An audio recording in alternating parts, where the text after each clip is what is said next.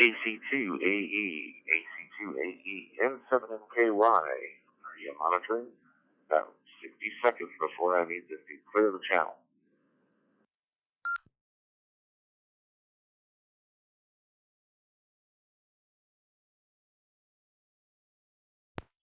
Three sources. AC2AE. What's going on, pal?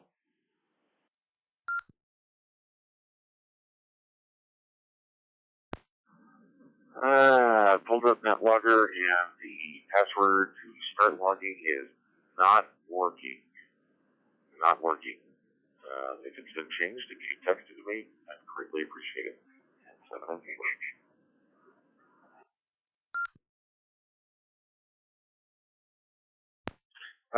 Are you trying to create the net? Because I've already got it open, the NetLogger. And it says you're online. Okay, yeah, it says you're online. How are you trying to do it?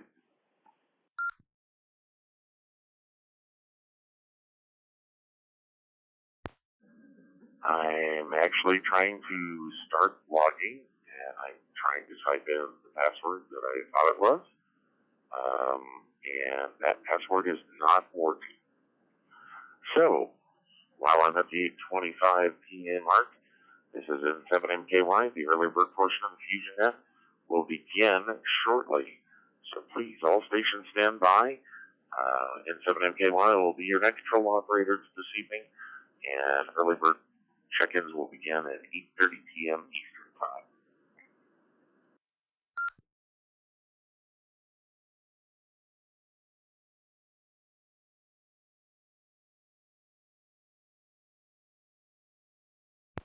All right, I'm gonna text you because it's either one or two. It's either one or two ways. So now that I'm thinking, it could be one of four ways. So I'll just text you what it could be.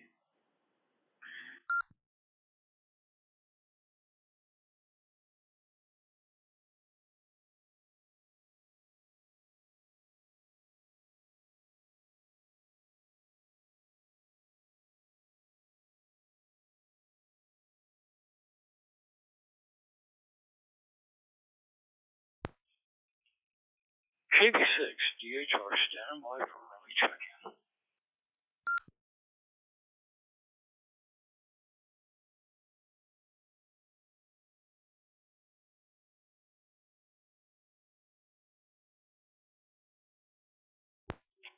Dave, have you tried all lowercase letters?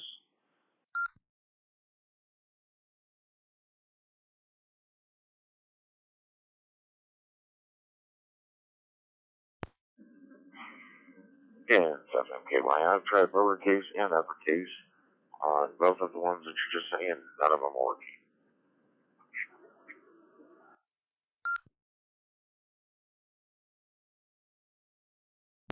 Alright, I would just restart the NetLogger and try again, because I haven't changed the password.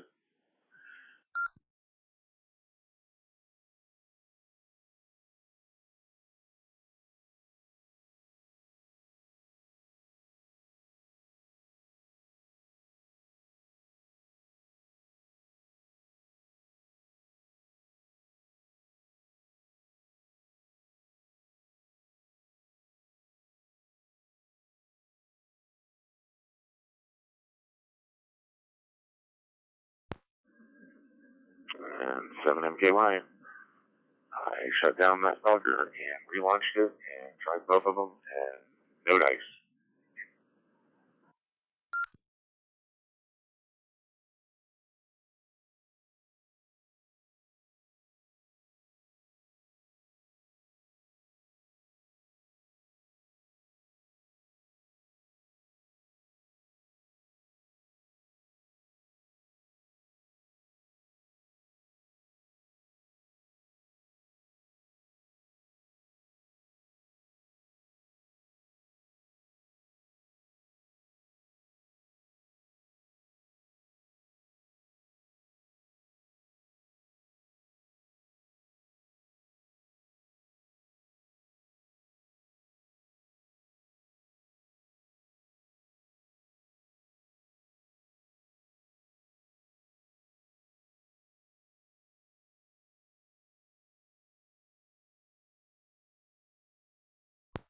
Alright, shut it down one more time and try it now. I just reconfirmed the password. All lowercase.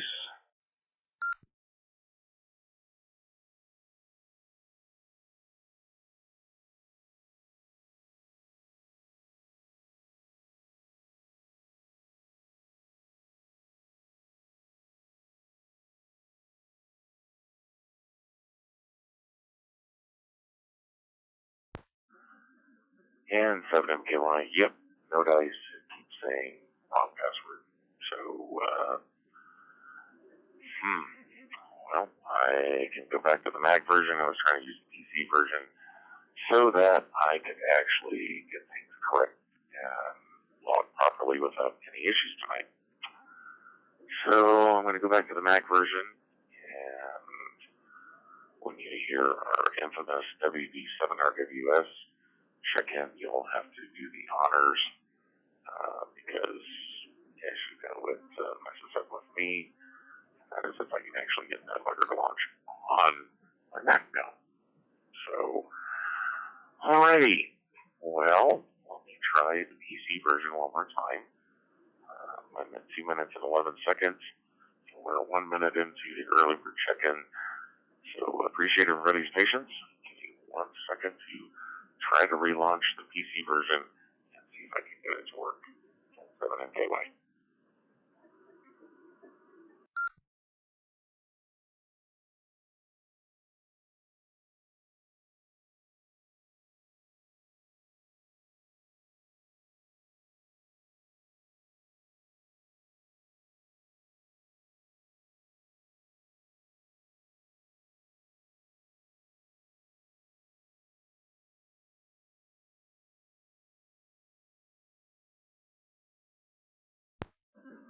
Alright, well, with persistence, things actually pay off. And with that being said, 7MKY is now netlogging. So, that being said, good evening, ladies and gentlemen, boys and girls. This is the early bird portion of the FusionNet, and I am in 7MKY, your net control operator for this evening. This portion of the net meets every Thursday at 8:30 p.m. Eastern Time, unless otherwise noted, and you do not have to be a member to check into this net. We will be taking early bird check-ins today, or I should say this evening, and I need your call sign, name, location, temperature, and if you'll have traffic for the net. Remember, we are linked up to Idaho and New York, so make sure you use the 1 Mississippi, 2 Mississippi, 3 Mississippi, or rhinoceroses as I like, between your transmissions to make sure we catch everybody, because we want to log everybody for their early bird portion. That being said, in 7MKY, taking early bird check-ins.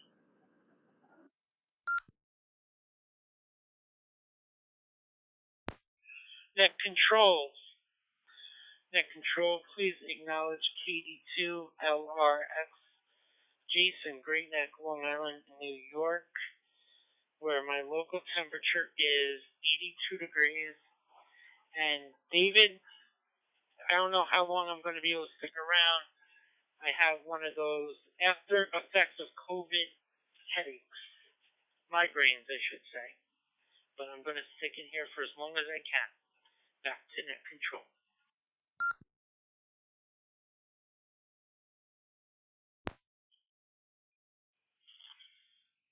Good evening, good afternoon, good morning to everybody on the net.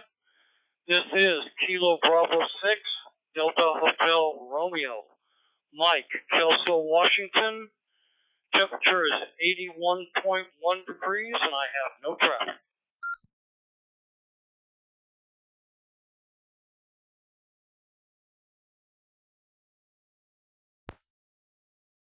Net control. Net control, this is Kilo Golf 0, Bravo Kilo, Russ in Manchester, Iowa, where it is 79 degrees and we'll have a little bit of traffic.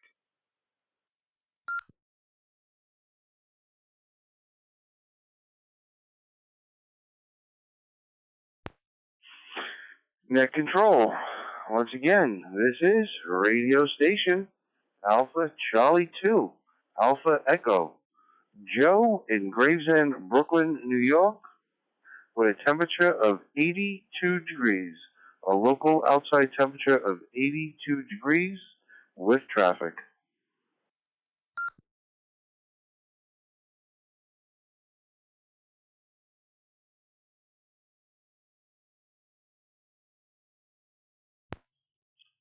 Net control. Net control. November 5, Delta Whiskey Romeo, Dennis, Spring, Texas, where it is currently 80 degrees and no traffic.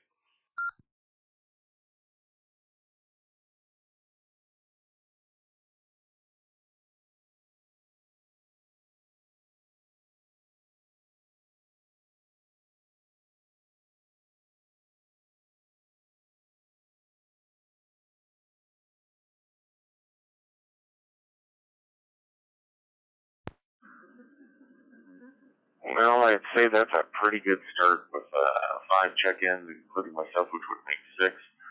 So, net control would like to recognize KD2LRX with 82 degrees, KB6DHR, Michael and Kelso, Washington, KG0BK, Rusty, Balloons, DC2AE, always chasing 2 American Eagles with 82 degrees, and November 5, Delta Whiskey Romeo with 80 degrees, Dennis in Spring, Texas. So, keep them coming, guys. Keep them coming. Early bird chickens. Come now.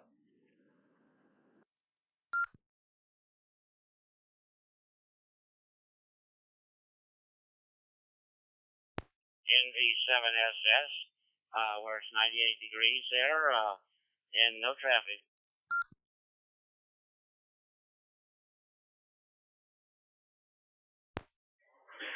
Net control, Kilo 7 Lima Alpha November. Again, Kilo 7 Lima Alpha November. Mike in Boise. 101, way too hot here today. And I don't have any traffic, and I will try to stick around as long as the reflector doesn't start giving me issues. Okay, so really.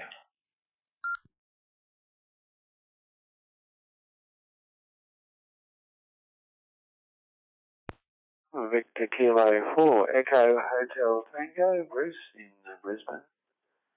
Temperature is 60 degrees, 60 degrees, and I have no traffic. Over.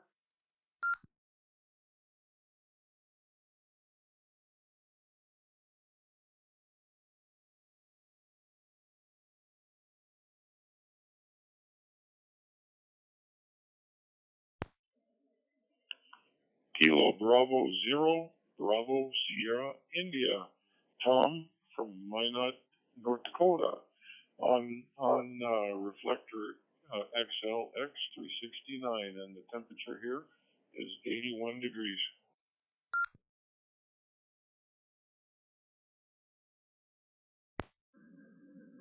Alrighty, N7MKY recognizes November Victor 7 SS with 88 degrees and no traffic. K7LAN 101, no traffic. Yeah, it's too hot. It's 102 with my neck of the woods here in South Boise.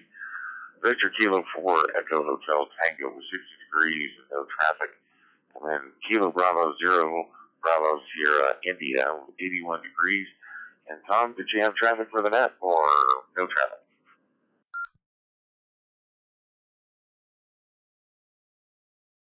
Oh, just a slight amount.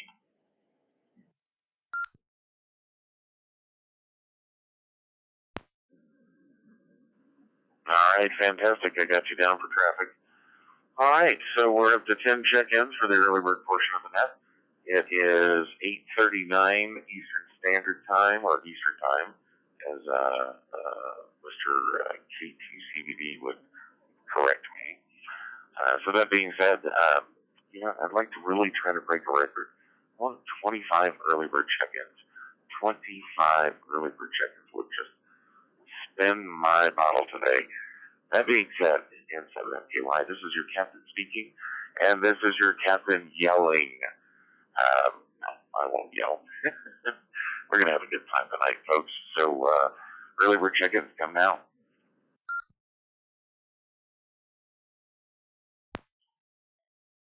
Net control, this is KB0 PSI. Did you catch my last transmission? Over? No traffic and early in out.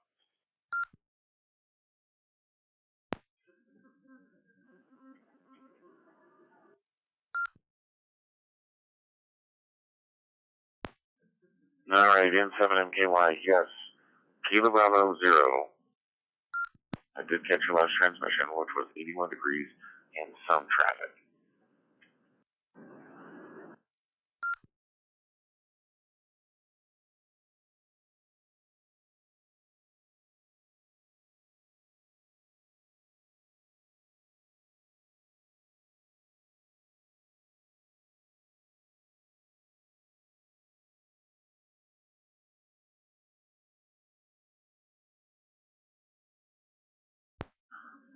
All right, well, M7MKY does not like dead air. Dead air is bad. Jason will definitely attest to that.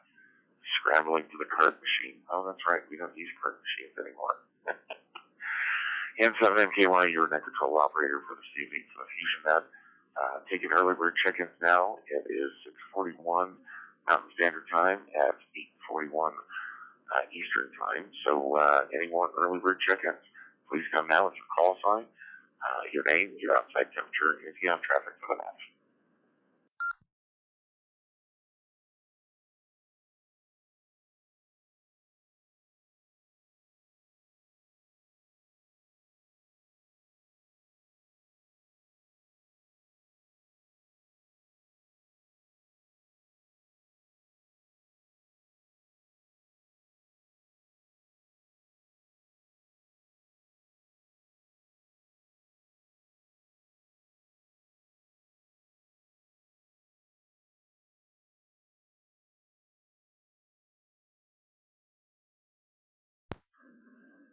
Well, I gotta admit, man, the phone's blowing up. The phone is blowing up with text. That's awesome. I'm just waiting for all the jokes and the memes to start coming in. It looks like we have KJ7JAS trying to check in. I'm not sure what's going on. Maybe just you can't quit. Gotta do long transmissions, but I'm gonna put you in there, Don. KJ7JAS, and all I need is your outside temperature. I know you're in and out, so KJ7JAS and 7MKY, your net control operator. If you can come back to me with your outside temperature.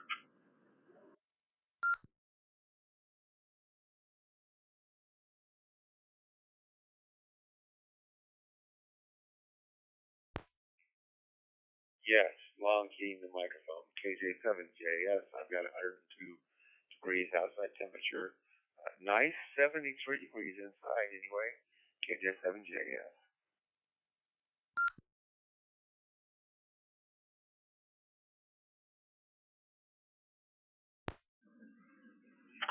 All right, got you in there, Don. Yep, you gotta, when we're all linked together, you gotta tee up, wake up one Mississippi, as Joe would say, 2 Mississippi, 3 Mississippi, or as I like, rhinoceros. Just the rhinoceros is just a big, strong animal, and the Mississippi is, hey, I'm gonna overflow and flood everything out. All right, any more early bird check-ins for tonight? And as Joe is texting me, oh boy, here we go. Here, check-ins. Here, check-ins.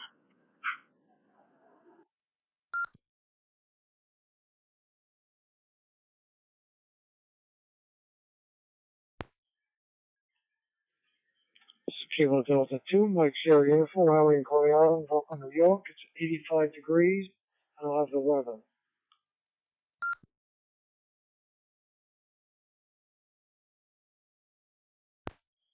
November 8th, Victor Tango Uniform, N8V to you, Scott, Pickle, Ohio.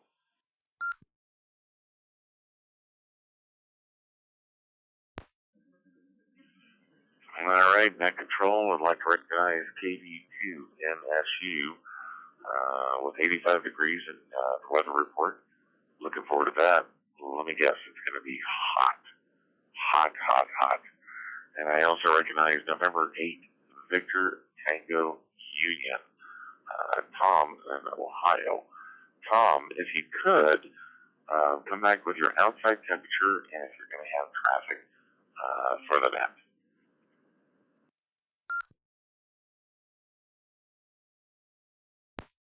Oh, sorry about that. I did kind of forget to do that, didn't I? It's 75 degrees and no traffic at this time.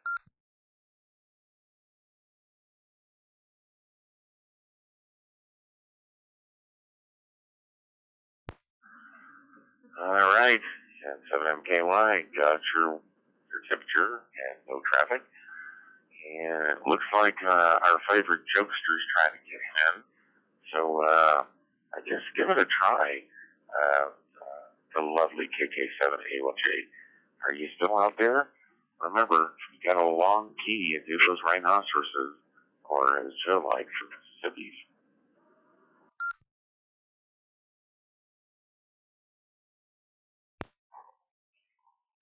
KK7AYJ, and that in Boise, Idaho, where it's 102 degrees, and I will have traffic. Boise, Idaho, 102, and I will have traffic. Hope that's better.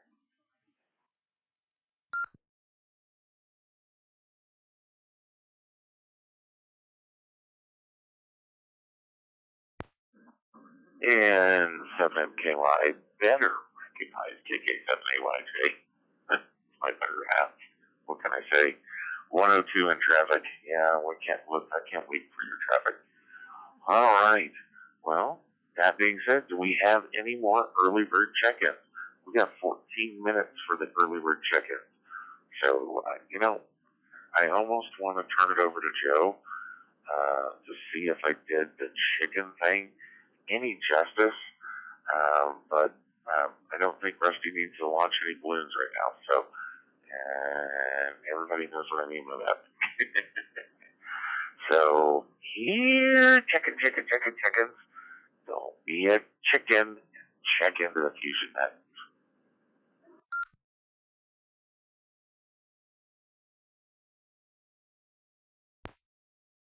This is Kilo 2 Alpha Charlie Delta, Palm Beach, Florida. Nat, no traffic, and currently watching a Falcon 9 rocket streak through the sky.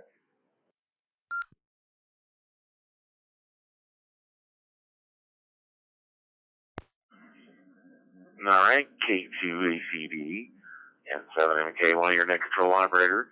You're seeing a lovely rocket go through the sky, but you forgot to tell me what your temperature is there in Florida. So if you come back to me with your temperature, I'd greatly appreciate it.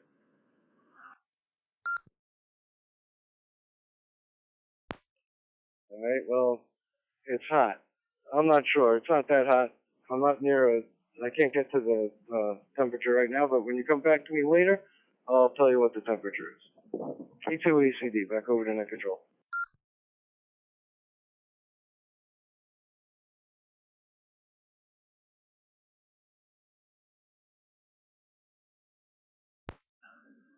All right, in 7MKY, we'll put down a waiting temperature, no traffic.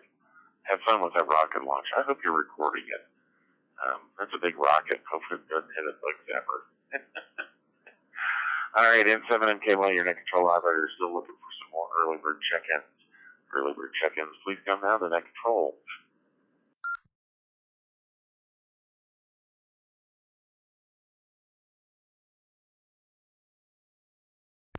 This is NV7SS. Correction on that temperature is 98 degrees. 98 degrees.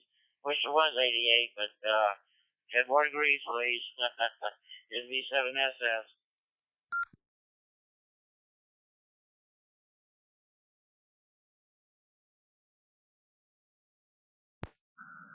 NV7SS, I got your correction. Yeah, 10 degrees probably would be a lot better. I gotta say, I'm just thankful that we do not have that lovely humidity that the East Coast has. Because I think at 102 plus 100% humidity, yeah, I would not be net control operator tonight. I think I would be sitting in a bathtub full of ice cubes. Yeah, that's a picture you guys really didn't want to see. And 7MKY looking for some more early bird check-ins. Come down like a net control.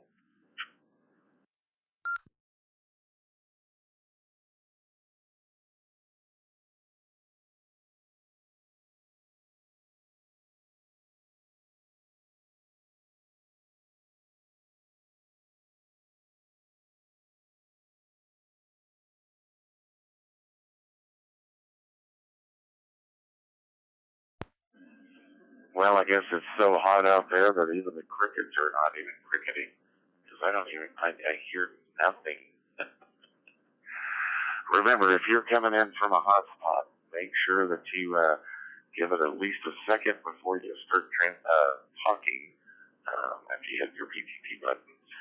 And then start your transmission, and then wait at least a second or two after you finish speaking to unpeak. That way all of our links and various ways to get into FusionNet are going to work properly, and we can get you into the log. And 7MKY, we got, well, let's see, 9 minutes. 9 minutes left for early bird check-ins, or who wants to be number 16? Sweet 16. Well, maybe not sweet 16. Unless there's a young lady out there that'll like to check in. But my lovely lady has already checked in, so are there any more early bird check-ins for tonight's FusionNet?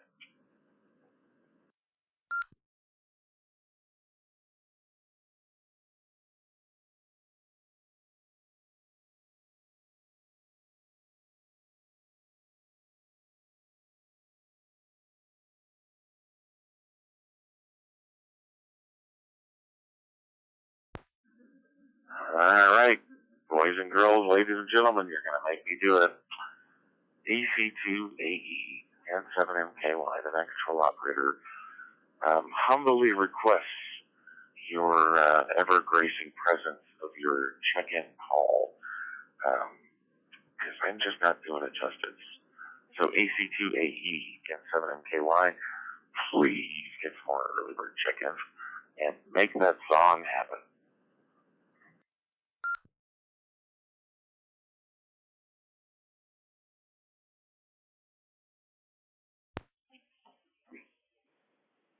Okay, but before I do that, one of the SpaceX rockets just had a successful landing, again, right on the mark. Absolutely beautiful. I'm watching the other one in the air, and I'm about to post it on the topics of interest for those guys who want to see it on the FusionNet. So go to the FusionNet.org, go to topics of interest, and in a few moments it will be the last one on the very bottom. But in the meantime, we are looking for check-ins. Here, check-in. Here, check-in.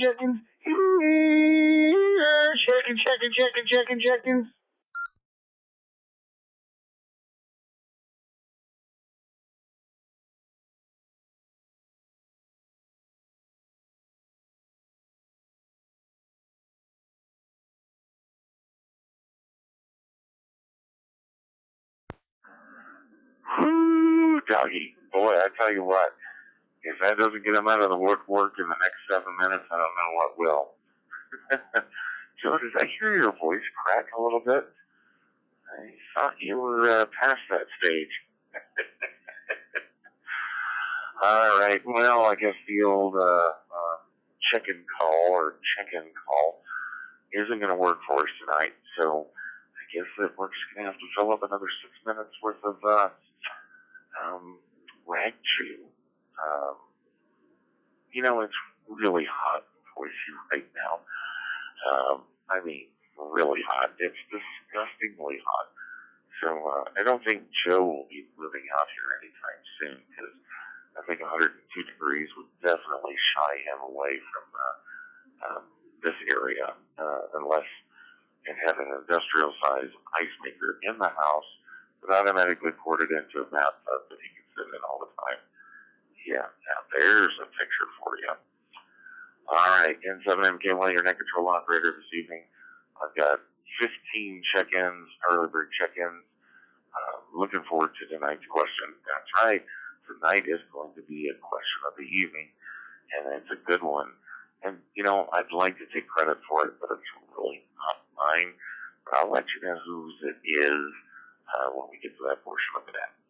So, with 1 minute and 29 seconds to go and no NCO timeouts for this monkey man, your pilot is asking for some more early bird check-ins with 5 minutes to go before the FusionNet officially starts. So please come down with your call sign, name, outside temperature, if you're going to have traffic for the net, and please come out.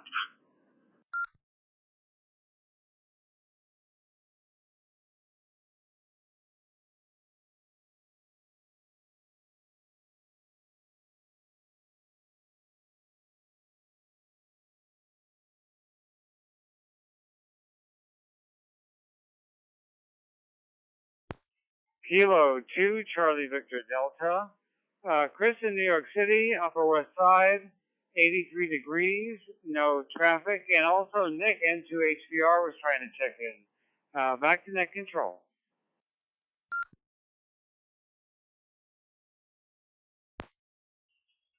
Hey, Chris.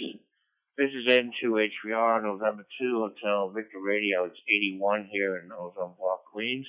No traffic.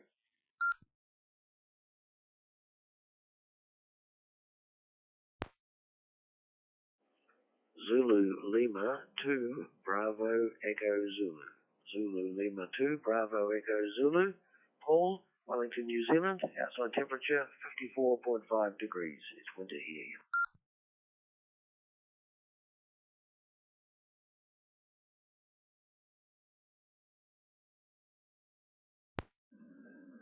Well, looky there. The chicken call must have worked, and everybody's finding us at 3 minutes to go.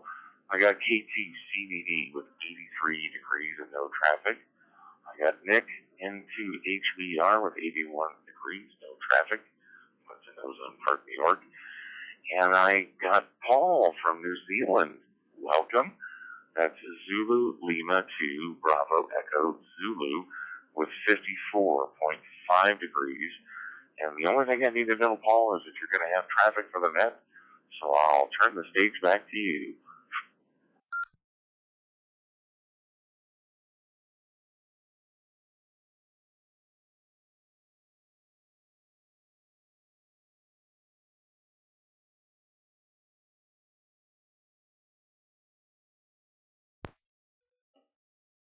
Yeah, Roger, David. Thank you. I'll just be short time in and out. Thank you.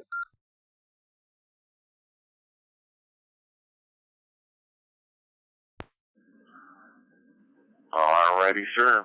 Got you in and out. Glad you paid us a visit. And hopefully maybe you'll stick around for the question of the evening, because we'd sure like to hear some of your answers if you have the time.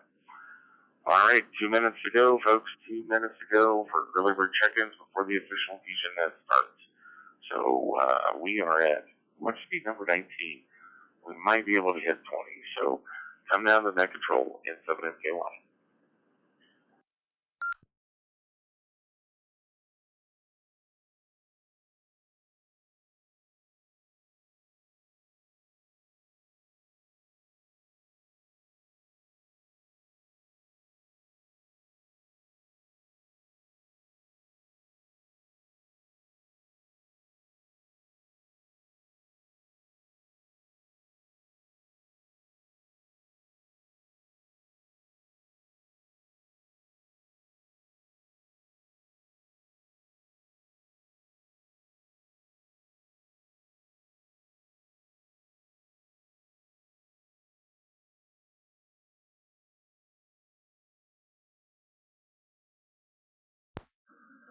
Alrighty, I don't know about you, but the Jeopardy music was playing in my ear.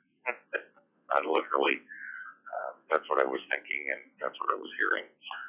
Alright, so I guess we got 18 early bird check-ins. I missed my mark. Shame on me. I guess I'm fired. Go ahead, fire me, Joe. All right, ladies and gentlemen, good evening. This is the FusionNet, and I am N7MKY, your captain, your pilot for this flight 40821, the FusionNet, your net control operator for this evening. This net meets every Thursday at 9 p.m. Eastern Time, unless otherwise noted. And guess what? You don't have to be a member to check in. But you know what? Consider joining us. And a lot of people ask, well, how do you join us? It's pretty simple. If you check in with us 10 times consecutively in a row, at the time of your 10th check-in, please let us know if your email address is up to date on your QRZ page. And if not, let us know what it is by sending us an email at thefusion@thefusionnet.org. With membership, you'll receive and have access to exclusive content on our website. It's pretty simple. At least I think so. This net is a directed net, and all traffic must go through net control. In order to check into this net, please switch off your AMS or your automatic mode select and go into DN mode or digital narrow mode. Use your press to talk button, pause for a moment, count your rhinoceroses, count your Mississippis, I'm not going to say what Joe sent, and then transmit your call sign, name, location, temperature, and if you have traffic for the net. At this time, we are now calling for mobile, short on time, or in and out stations only who would like to check into the FusionNet. Please get that to net control.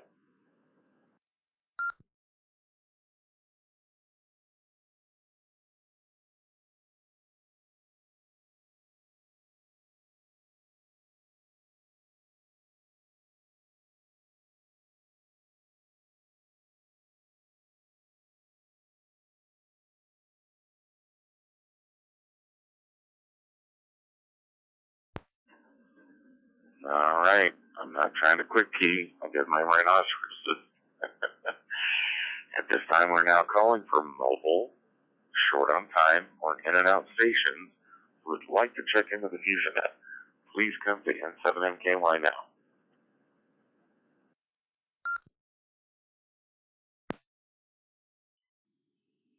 Alpha Golf 7 Whiskey Quebec, Wesley in Carlsbad, California today, where the temperature is a balmy 72 degrees.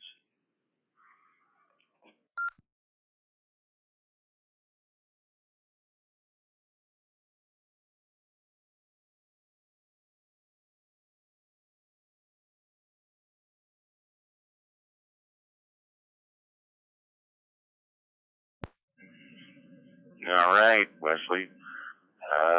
AG7WQ got you 72 degrees in Carlsbad, California. And just need to know if you have traffic for the net.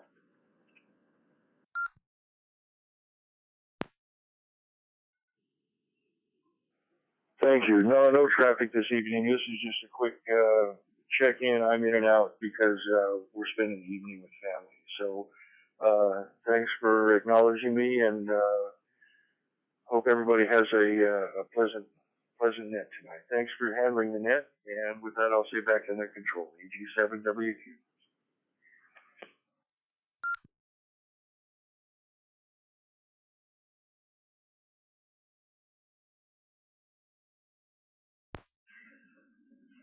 Not a problem, not a problem. I'm just excited that I actually just might beat you in temperature tonight.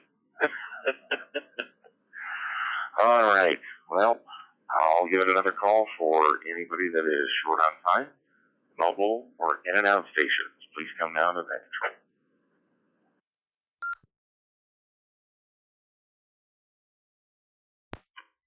Kilo, Oscar 4, Uniform, Bravo Bravo. James in Fort Myers, another balmy 77 degrees, and I will be in and out. I thank you.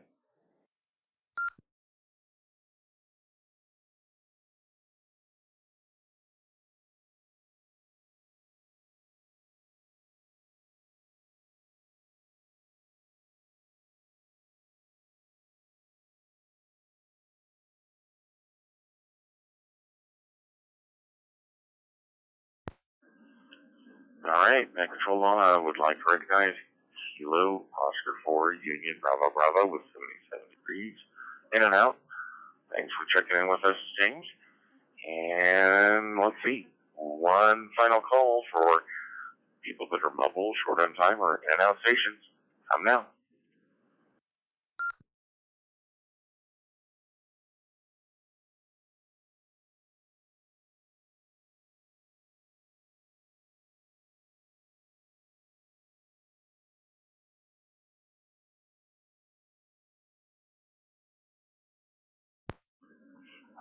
All right, there's my Mississippi's, my rhinoceroses. So nothing heard. So we are now calling for any and all stations that would like to check into the FusionNet. That's any and all. And I just need your call sign, name, location, temperature, and if you're going to have traffic for us. And let us know if you're going to be in and out. We've got a great question tonight. We'd love some great participation. Come to N7MKY now.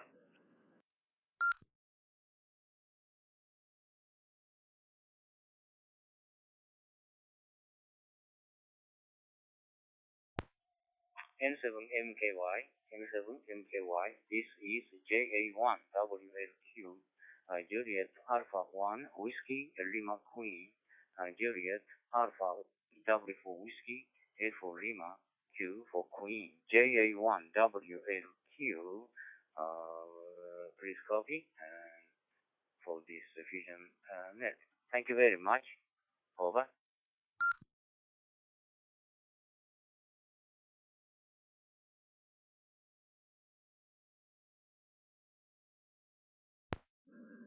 And 7MKY would like to recognize Juliet Alpha 1 Whiskey Lima, Quebec. I believe I'm pronouncing this correct, Masaki. That's in Japan. Just need to know what your outside temperature is, and if you'll have traffic for us later on in the net when we come back around for traffic.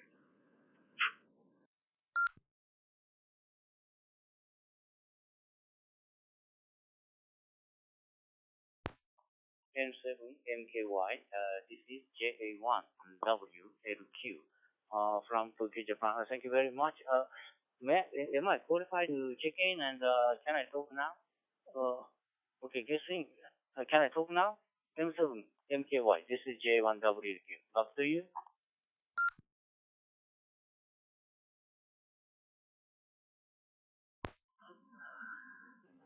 Definitely got your transmission, JA1WLQ. So what we do is we check in, we get all of our check-ins, we collect the outside temperature, so we need to know what your outside temperature is, how hot or cold it is in Tokyo, and then we come back around and we call upon you for your traffic. So if you're going to have traffic for us tonight, we'd love to hear it. But we'll come back around for it. So right now, if you could just give me your outside temperature, and if you will have traffic, I'll get you in the log, and we'll get to you soon.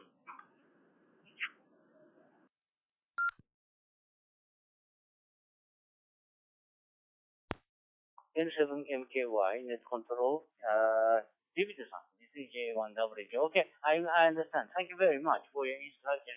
Well, first, temperature is about 72 or 74 Fahrenheit in outside. In the centigrade, about it is 24 degree centigrade. So in Fahrenheit, maybe 74 or 74 or 76 degree in Fahrenheit. Well, I don't have a particular traffic or information, but now it is 10:09 a.m., 9 minutes past 10 on Friday morning, July 15th. Well, just I would like to let you know that there will be a Ham Festival, so-called Ham Fair, on August 20th, Saturday, and August 21st, Sunday. It's just like biggest Ham Festa in Dayton. In Japan, the Ham Festival, so-called Ham Fair, will be held in Japan on that day. And maybe some of you already know that AIS made an announcement. It's a new model of FT710 for HF coverage radio. It is now under the being approved by FCC for the United States, and in the correct model in the United States is FT710 AESS. AESS stands for Acoustic Enhanced Speaker System. Okay, that's all. Thank you very much for giving me a chance to talk, David-san. So all the best wish to you and to everybody in this room. N7MKY, David-san, this is J1WLQ, FusionNet. Thank you.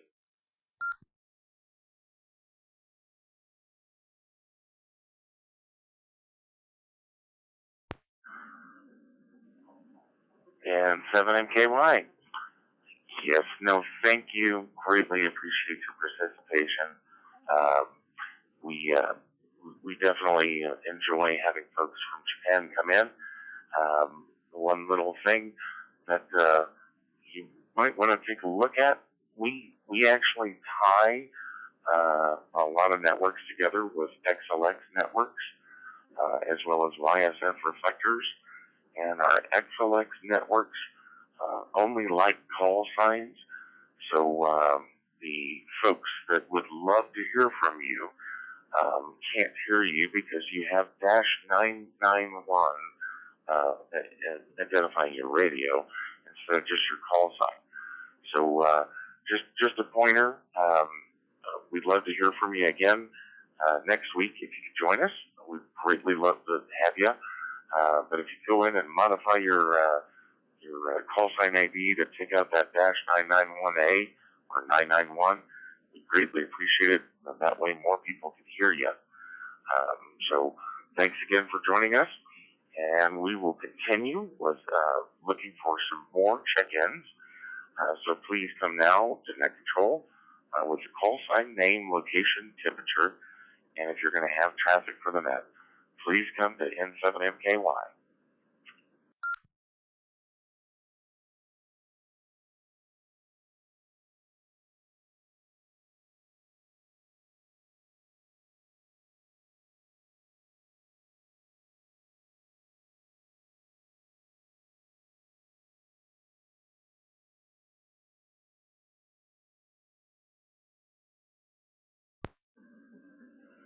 Well, I got to tell you there, folks, for a minute I thought my Bluetooth headset died. A waft of silence. Boy, I wish it was a cool silence, but no, it's 102 degrees here. All right, well, if nothing else heard, we're going to go through some traffic. We just heard Masaki's traffic, and I do believe he was talking about the new Yaesu radio, which is pretty exciting. So let's go to KD2 LRX. I know you didn't say you had traffic. I put you down for no traffic, but you might be there. So KD2 LRX, what is your traffic for tonight's net?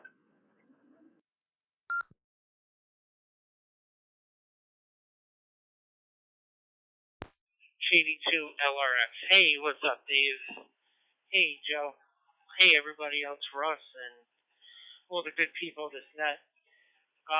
Not much traffic tonight, guys. I'm not feeling well at all, actually. Ever since I had COVID back in March, I have had a history of migraines that seem to come up. And they seem to come up once or twice a week, and today is the day that it hit. So I may not be on the net that long tonight. I may just kind of listen. With that said, my traffic, other than me complaining about my head, is to please check out the FusionNet.org, the FusionNet.org. There you'll see all exclusive content from the FusionNet. And don't forget, if you're going in there and you haven't checked in 10 consecutive times yet, you're not going to see all the content. The reason why? Well, you're not yet a member. After checking in 10 times to this net that David is kind enough and doing a great job hosting tonight, on that 10th check-in, you let us know, and we will put you into our system, and you will then be A, an official member of the FusionNet, and B, that gives you full access to our website where you can check out everything like a Nets joke of the week. You could check out who checked into the net, the hottest and the coldest temperature, and so much more. So we definitely urge you to check out the FusionNet.org, but most of all, we do urge you to check in 10 consecutive times to this wonderful net. We are a family, and we'd love for you to join the family officially if you haven't already. That's all I've got. N7MKY, the pilot behind the controls tonight. You're doing a wonderful job. Back to net control from KD2 LRX.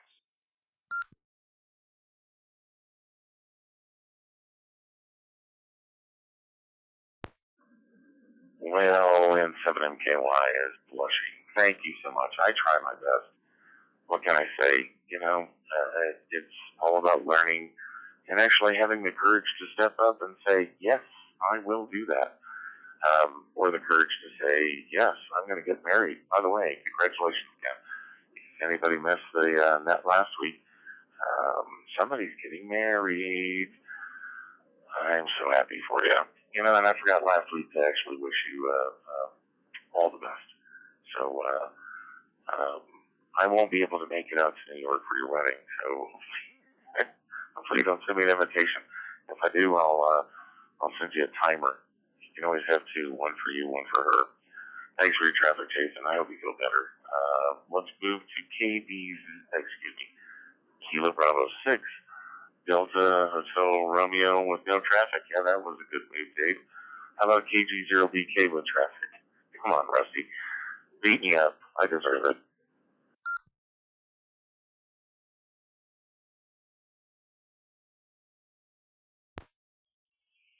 I've told you before, you've been hanging around too long with Joe, that you just don't seem to listen. I do have one thing for you, though. You said earlier during the pre-net check-ins something about cart machines, and boy, I forgot about them. I used to work on them. Well, everybody had to work on them. They never worked right. But, yeah, that kind of dates you a little bit. Oh, anyway, I had to say that. And to Joe, no, I'm not drunk yet. That was supposed to be Ooga. You were talking about rhinoceros and about Mississippi. I just wondered how many Ooga does that take? That's an Ooga horn. You had to be there to know that what they're talking about. But to get up with the traffic, if I'm still on here, let me drop this for a second. I forgot to reset. I had to get my handy dandy green counter going. Let's see. Okay, about balloons. I don't even want to answer that. About balloons, we're at 51,000 feet, 34 miles an hour.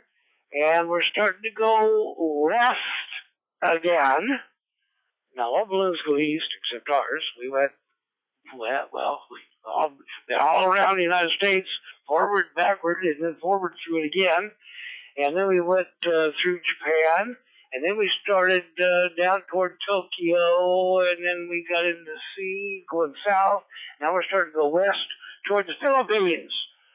So don't know what's going on there, but voltage looks good, altitude looks good, miles per hour looks good.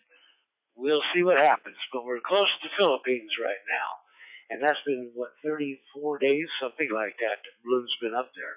So really happy with that and having fun with it, even though the ants don't know how to drive it properly, I guess. And the other one is, on this date in history, if you'd like to hear some events, I'd be happy to put those out. That'll be up to net control.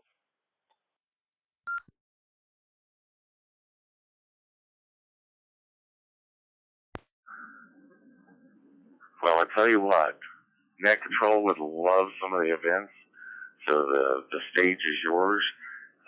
Just don't try to outdo Joe with the air.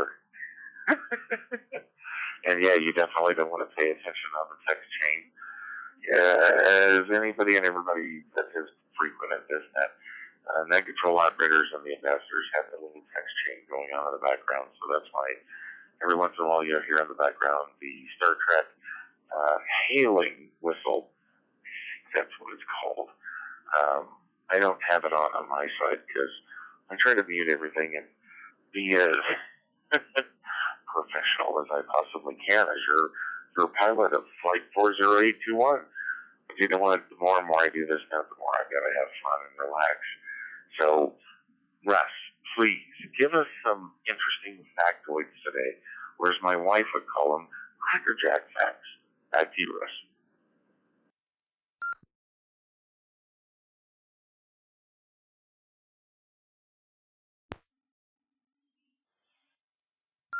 So, Cracker Jack's facts. That's kind of neat. Maybe we'll start a whole new column.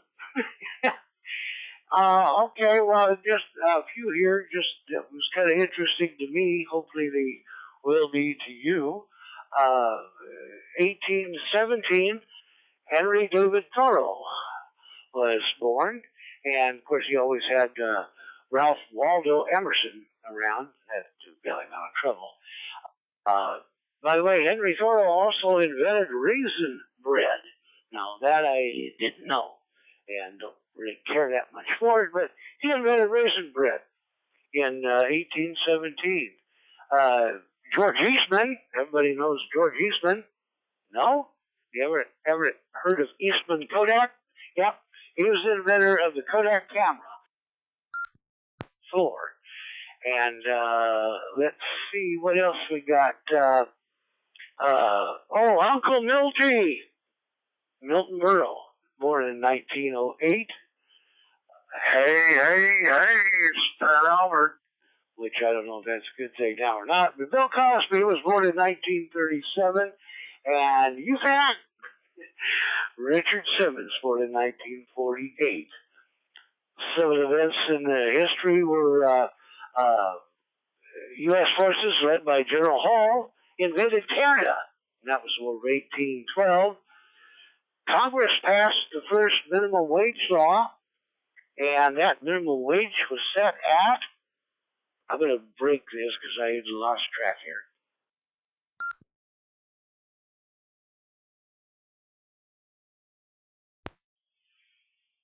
Okay, minimum wage, 1933 was, okay, quit that, Joe. They did see, 33 cents an hour. That was in 1933. Congress passed minimum wage law at 33 cents per hour. Easy to remember. And let's see, in 1934, the U.S. disciplinary barracks was abandoned. What? U.S. disciplinary barracks? That was on Alcatraz. And one very interesting fact to me, and Annette, you might not want to pay attention to this, but in 1981, the first time a woman is ordered to pay alimony to her husband. And that's it from the quick, whatever she said. I like that. Anyway, KG0BK.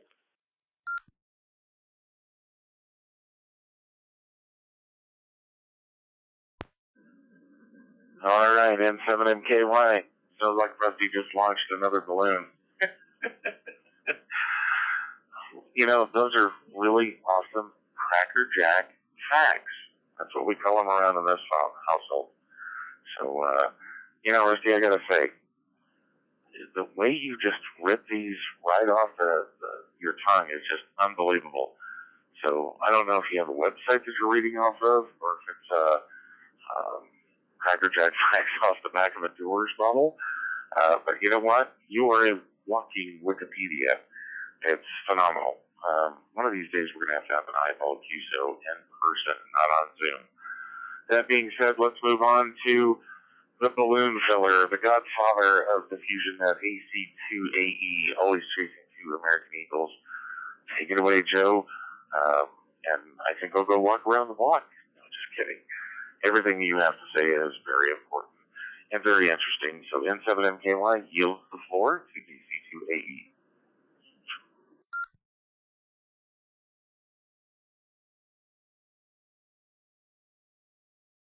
2 Mississippi, 3 rhinoceroses, 1 dirty hippie. Woohoo!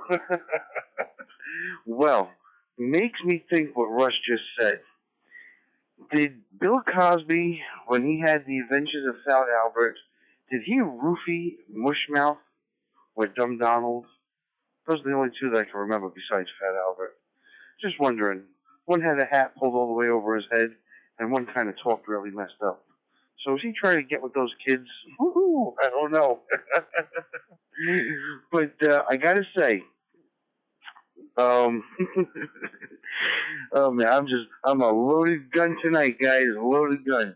Dave said that he wouldn't be able to make it to New York for the wedding, so he was going to send them his and hers timer, so she could time Jay when they're doing nookie in bed.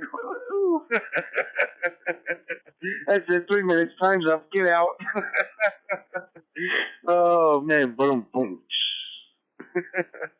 All right, guys. So a serious note here with a serious note. We appreciate Pilot Dave, otherwise known as Captain Cataracts. Boom. But not for long. Not for long. All right, kids. I'm here all week long. Here at 9 o'clock to 10 o'clock at night, all night long. All right, guys. On a serious note now, I got to get my timer ready because I got to check to see I don't time out. I don't want any non-net control timeouts for me. But guys, if you haven't had a chance, go check out the FusionNet.org. Once again, our website is thefusionnet.org. And as Dave had said earlier tonight, or I should say Pilot Dave or Captain Dave had said earlier tonight, guys, if you check in 10 times in a row, you get free lifetime membership and you get exclusive content to the entire website. So you have access to the entire website. If you're not a 10 check-in member yet, just stick in there, check in 10 times in a row, and just verify that your email address, your home address, and everything basically on QRZ is accurate, and I'll get you in there as soon as possible and get you on there to be a member. So, guys, if you haven't checked the FusionNet.org recently, within the last 3 days, I have upgraded the topics of interest. So if you guys go to the topics of interest page, there's about 10 or 12 or maybe even more new websites for you guys to visit. Not all of them are ham radio related, but I can guarantee that you will have a blast on some of them, a lot of educational, a lot of fun. Let me let this drop because I only got a few more seconds left.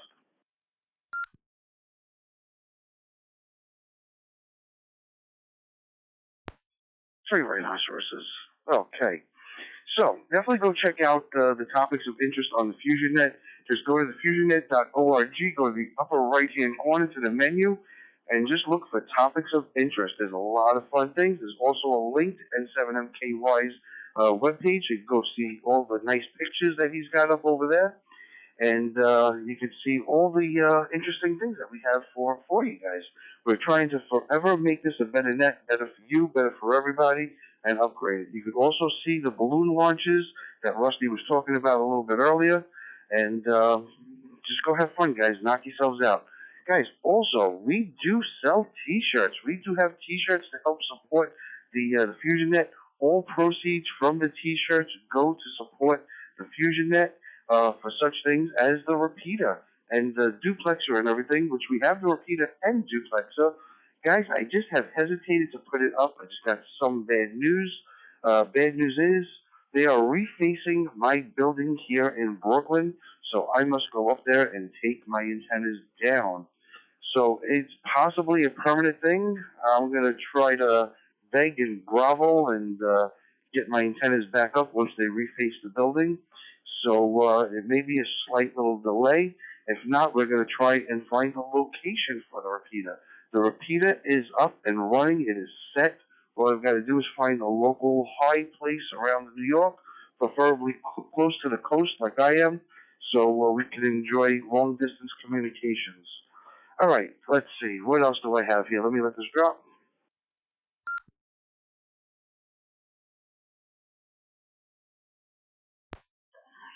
All right. So, with that being said, guys, we are forever looking for net control operators. We pretty much have the East Coast covered, but if you still want to join us, guys, we're looking for some guys. We are thinking about of changing up the format a little bit, having East Coast guys start a little bit earlier, having the Midwest guys start a little bit after, and then having the West Coast guys finishing us off. And guys, we also want your input.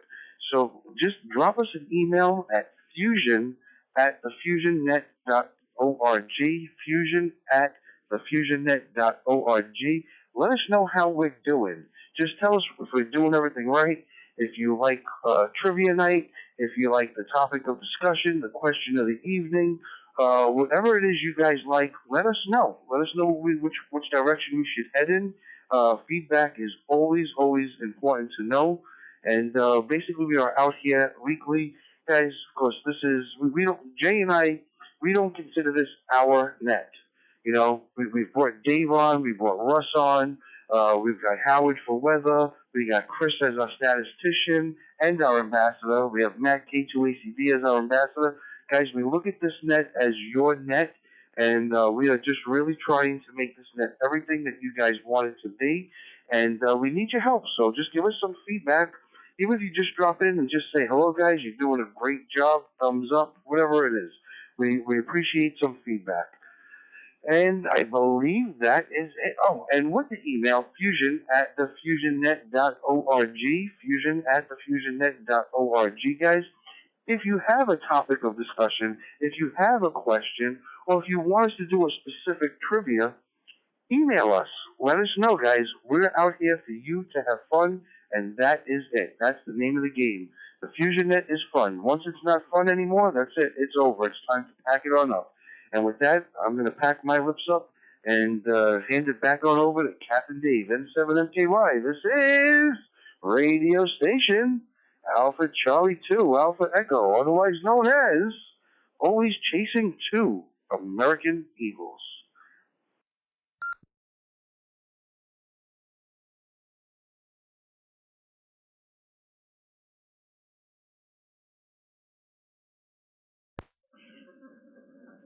Well, as always, thank you very much for your traffic, Joe. Awesome traffic.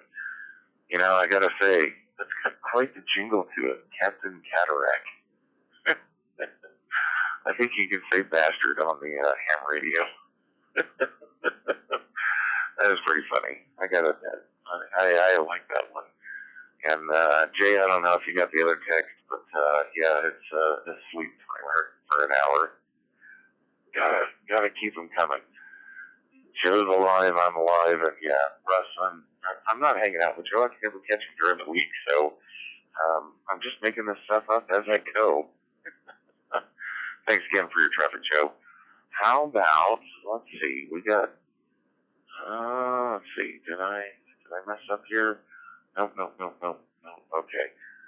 Somebody keeps messing with my cursor here. Let's see. It looks like Kilo Bravo 0, Bravo Sierra, India. Tom in Minot, North Dakota has got some traffic for us. So take it away.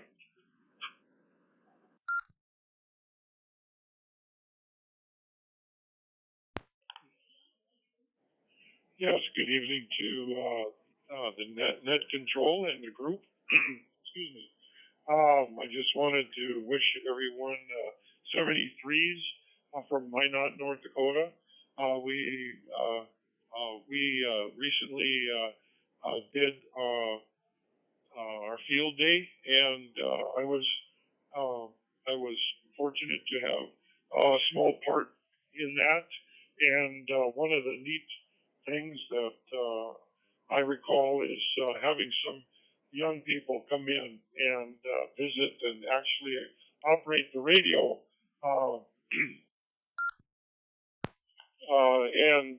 And I found out later that one of the youngsters, 12 years old, had gotten her technician license a week and a half later after the field day. So that was real exciting and encouraging for our sport. And other than that, I've got this was check-in number 8. Only 2 to go. Woohoo! Anyway, you guys have a great evening, and KB0 BSI back to net control 73.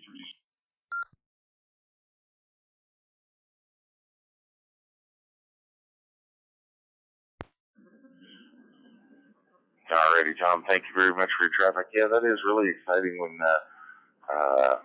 as Joe Pesci would say, the two youths get excited and then they go take their test and get their ticket. That's fantastic. Keep up the good work.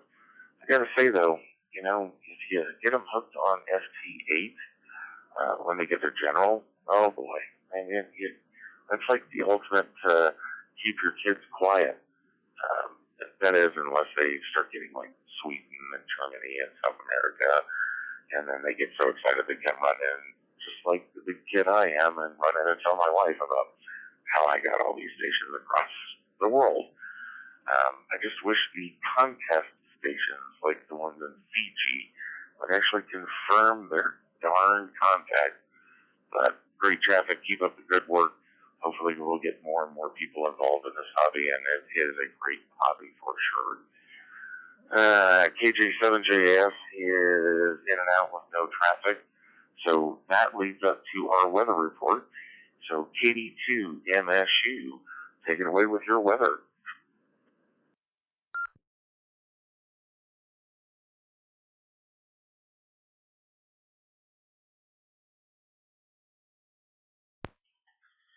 Okay, good evening. I will tell you the places that are going to be below normal for the next, a little bit over the next 2 weeks. It's basically the entire country is going to be above normal for the hottest part of the summer.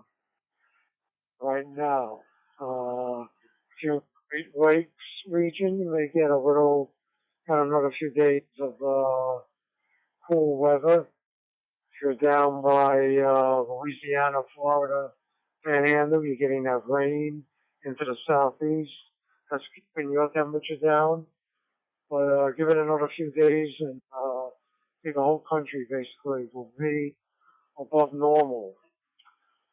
So here in New York, probably starting Monday, I think the next few days will be near normal, or maybe a little less, a little more. But starting around Monday and going to the end of the month, it's like every day will be near 90 or better. The normal right now in New York City is 70 to 86. I think we're going to be beating that starting Monday. And down in Dallas, Texas, they have another probably 15 more days of 100. I know up there in Idaho where you are, where Boise, you're in the hundreds. There's very little rain over the next 10 days. So good luck there. Let's see what else we have. No hurricanes to talk about. I don't see anything tropical starting. Kind of quiet. And that'll probably pick up 2 weeks from now. Be able to say something. Okay, though, just keep over to Mike Sierra uniform. Back to net control.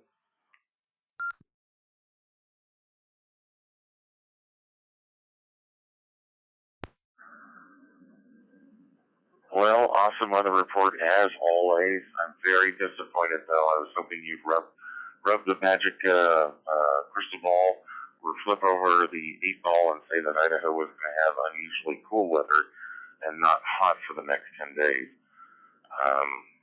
Just nobody believes in global warming. Open a door, open a window, go outside right now. It is hotter than hot. So thank you very much for the weather report. Greatly appreciate it. And before we move on with additional traffic, it is checking in for additional check-ins approximately every 30 minutes. So I'm about 8 minutes off. All right, 10 minutes off. So at this time, Net Control would like to see if there's any additional check-ins that would like to check into the FusionNet. So if you'd like to, please come now with your call sign, name, location, outside temperature, and if you're going to have traffic for the net.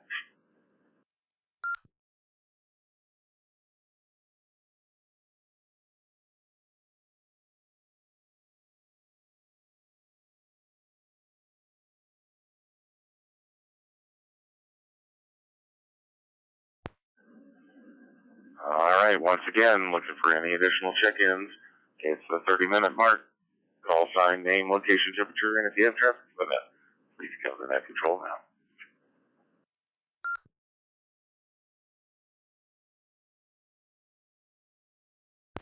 Kilo Echo Zero Whiskey Foxtrot India KE0WFI Tyler in St. Peter, Minnesota.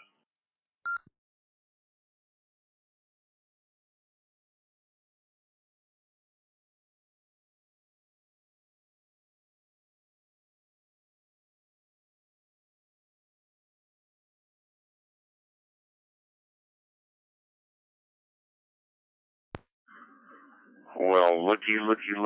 Boy, we had a pile up and it came over the XLX network like gangbusters. But, that's the nice thing about having all these cool tools. I can see call signs and I can see who tried to come in. So, that being said, I did catch Kilo Echo Zero Whiskey Foxtrot India Tyler. Just need to know what your outside temperature is. And then after that, I've got Stephen in Ottawa, Victor Alpha 3, Mike Papa Sierra. So let's start with Tyler, KE0WFI. What is your outside temperature? It is currently 82 out.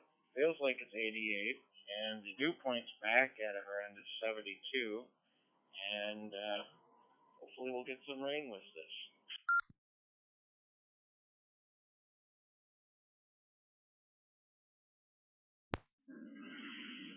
All right, if you get rain, I want rain. I know what kind of storms go through Minnesota. I always get delayed at that airport, always. How about Victor Alpha 3, Mike Papa Sierra, Victor Alpha 3, Mike Papa Sierra. What is your outside temperature?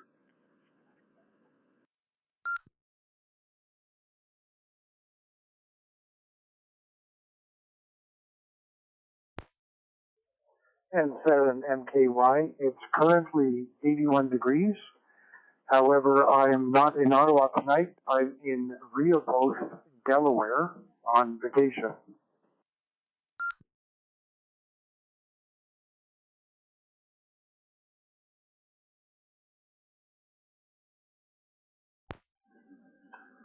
Wow, 81 degrees and in Delaware. It didn't quite copy the city. So if you could tell me the city one more time. And Joe, if you catch it and I don't, feel free to throw it in the net logger. Because not only am I the captain with cataracts, yeah, you guessed it, I'm going deaf too.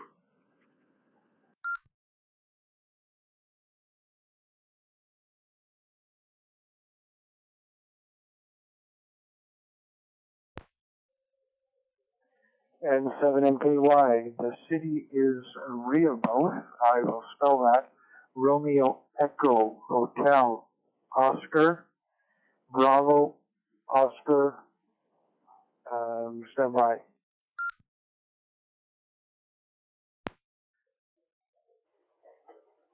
Tango Hotel Rehoboth.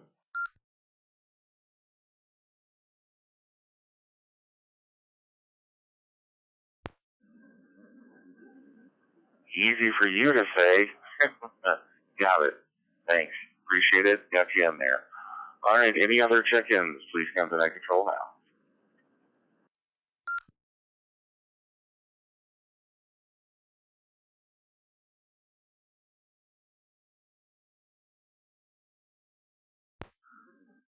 All right, I did my rhinoceroses, and I'm not doing the one you said, Joe. Just too bad. Let's continue with some traffic, and guess who's up next for traffic? The one, the only, our FusionNet jokester, Kilo 7, Alpha Yankee Juliet. That's KK7AYJ, Annette. Take it away with your joke of the week. Remember, long press, wait a couple of seconds, start telling your joke, and when your joke is over, or if you need to key down, give it a couple of seconds for free. Tail of the joke.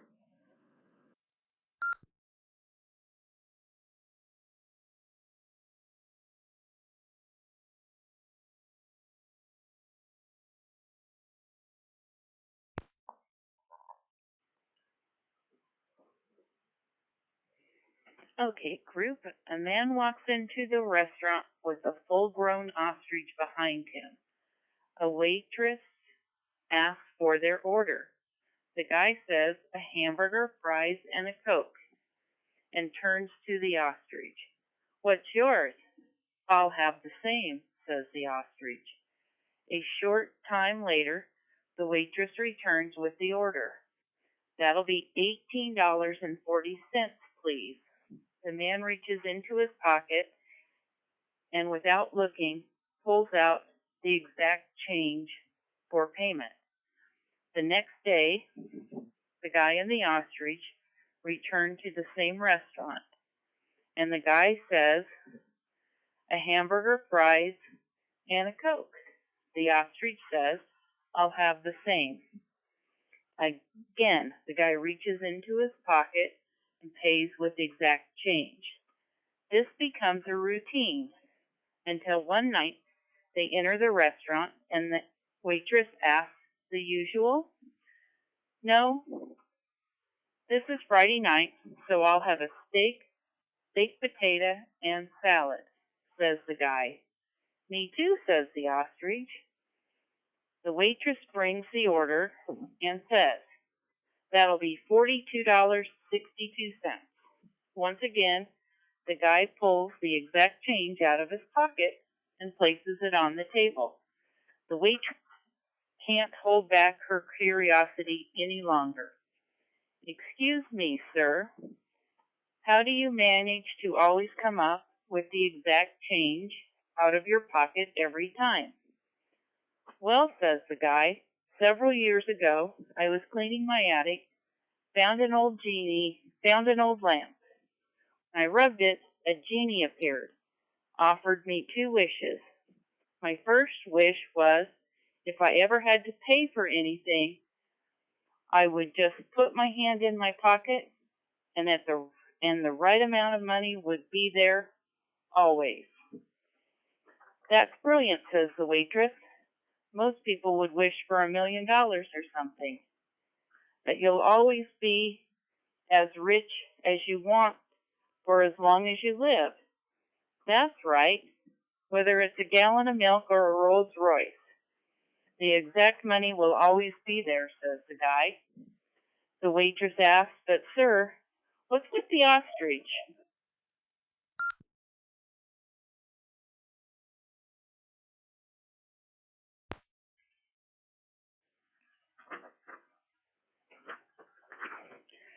Sorry, I'm back.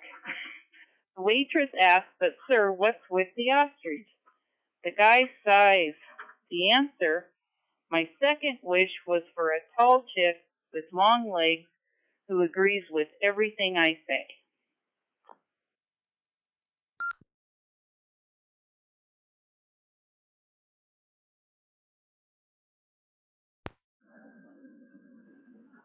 Oh, my law. A tall chick with that agrees with everything that I say. Yeah, I think I know why I got an ostrich. They don't exist. You hear that, Jason? They don't exist. you all, if you're married, can understand the phrase, yes, dear. And once you learn how to say it sincerely, all your troubles will be gone. Great joke, Annette. Thank you so much. We'll look forward to getting that posted up on the FusionNet. So let's see what other check-ins or traffic we have. Guess what, boys and girls, ladies and gentlemen? That takes all of our traffic with the exception of mine. So my traffic, with 2 minutes and 13 seconds going, is we have successfully bridged the FusionNet with the N7MKY repeater out here in Boise, Idaho. So we have this like symbiotic tie now to where if you're in Idaho, you can hear people in New York. If you're in New York, you can hear us crazy Idahoans. It's been a great relationship. We're definitely tying it through the XLX reflector, which does get cranky a little bit every once in a while. So just always keep in mind that Mississippi rule and the rhinoceros rule, or Joe's new rule, which I'll let him say later on, but I will not repeat. But nonetheless, we're always looking to improve it. N7mky.com. I've been working on some new YouTube videos. I've been putting up some new photos, so please check it out. And if you visit the site, feel free to check into the visitor log and say you stopped by. It's your easy way of saying hi. And don't mind the bug zapper photo at the end of the photos page. That was put up because Ryobi released a Redneck Entertainment device, the 18 plus 1 plus bug zapper. And I gotta say, it's a doozy. It fries them pretty good, and it works immediately.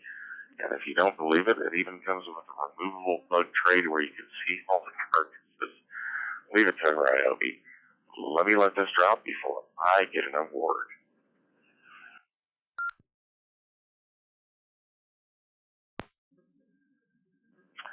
And yes, I'm back. It should be on your next troll operator. We also stream, and we've become very persistent as well as consistent on streaming the FusionNets on YouTube. So if you want to watch offline, or basically you don't have your radio, you go to the YouTube webpage, the FusionNet.org, and become a subscriber. You'll definitely be notified when we're streaming the FusionNet on every Thursday.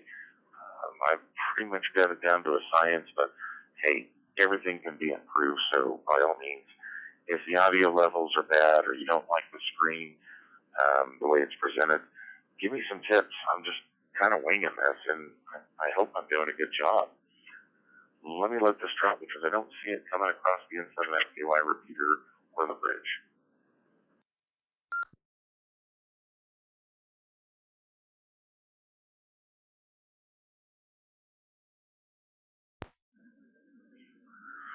All right, let's try this again. Let's see if it comes across the bridge. Don't know what's going on with the XLX reflector, but I am not broadcasting back here to Idaho. Oh well, you know, everything's work in progress. So, nonetheless, check out the YouTube channel, become a subscriber. You'll actually get notified. You can actually find those YouTube channel subscription buttons on the FusionNet.org. So check them out, and looking forward to some new members coming on board the next 2 check-ins. All right, well, that being said, it is time for the question of the evening now that we've finished all of our traffic. So, everybody got their pencils and paper ready? This is one question and one question only, and it has been brought to you by K2ACB. That's our ambassador, Matt. And that is, what is in your ham radio go bag, and how much does it weigh? So this is not your go bag, but it's your ham radio go bag, and how much does it weigh? All right, so we will come around to KD2LRX and find out what his answer is for this evening.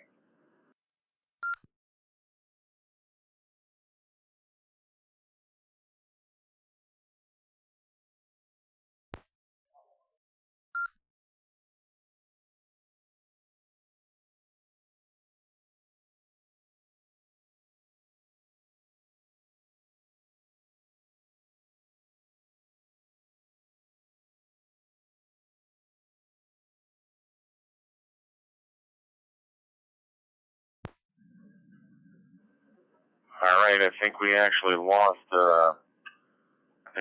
Jason. I think the migraine finally got to him. So let's go to KB6DHR. Mike in Kelso, Washington. What is your answer to tonight's question?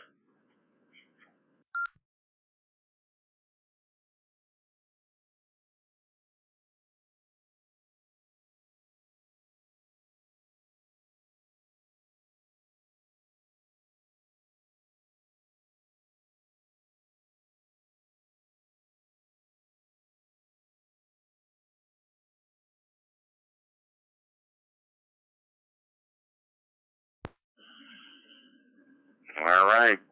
Boy, we're dropping like flies. It must be the heat. And by the way, if anybody's watching the active rooms list, the FusionNet is actually number 4 on the most active rooms.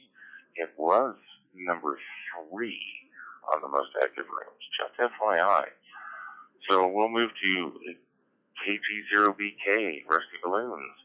What is your answer to tonight's question of what's in your ham radio go bag and how much does it weigh?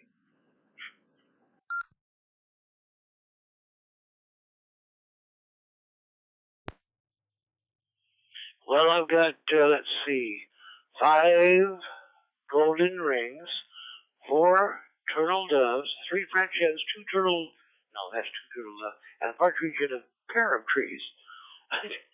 Actually, I have one. It's a microBidX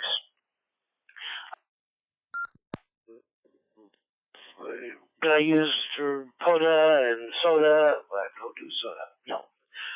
For Poda and got 5 ham sticks and FTM 3200. I don't know, probably weighs 7 pounds, maybe. It's not really a to-go bag. It's kind of a in-car bag thing. Like if we want to go out and do a parks on the air or something, it's kind of there. So it's not really a to-go bag, but that's about as close as I can get. KG0BK.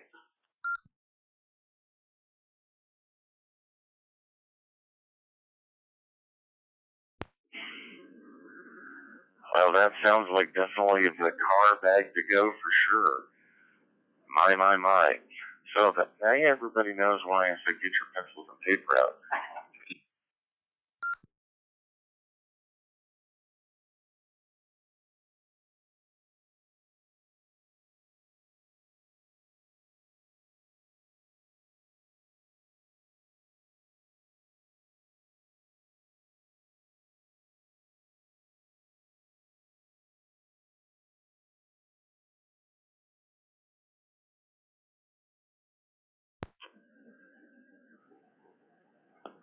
All right, N7MKY is back after some technical difficulties. N7MKY is back.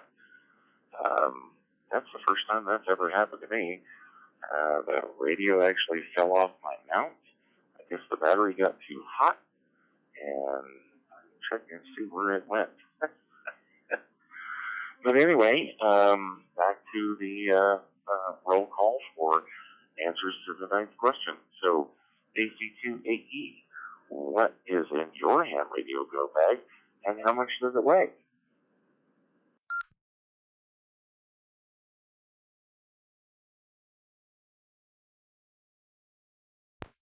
Well, one of the most important things about a go bag is to really not have it weigh too much.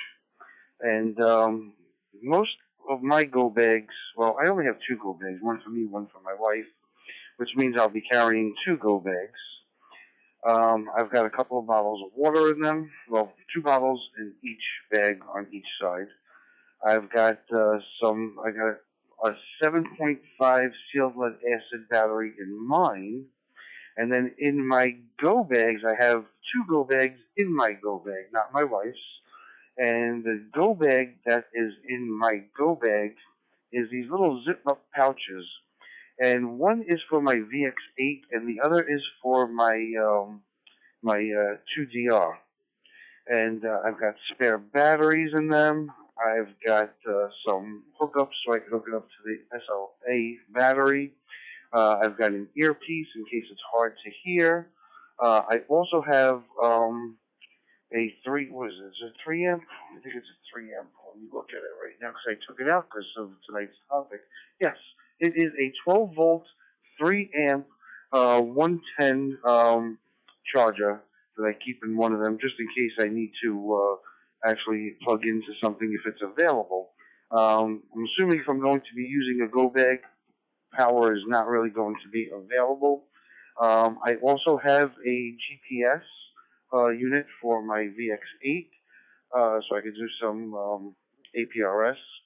Again, in that one, I have another earpiece. I have antennas for my VX8 because my VX8 also does 6 meters and 1.2 centimeters. Was it 1.25 centimeters, which is the 220 band. So I've got antennas on that as well for it. Let's see what else is in here. A couple of extra batteries. And what I do is I try to rotate my batteries as much as possible. Sometimes it's on a monthly basis. Sometimes it goes a little bit longer. But I want to make sure that I always have the capabilities of charging them, which I have two chargers that are solar power. One, thanks to Matt K2ACB, had given me a knapsack with a solar charger that needed some repairs. So instead of being able to repair it for the knapsack use, I was able to cannibalize it and use it to charge my 7.5 amp SLA batteries. And all I got to do is just leave it out in the sun for a few hours and get a good charge on it.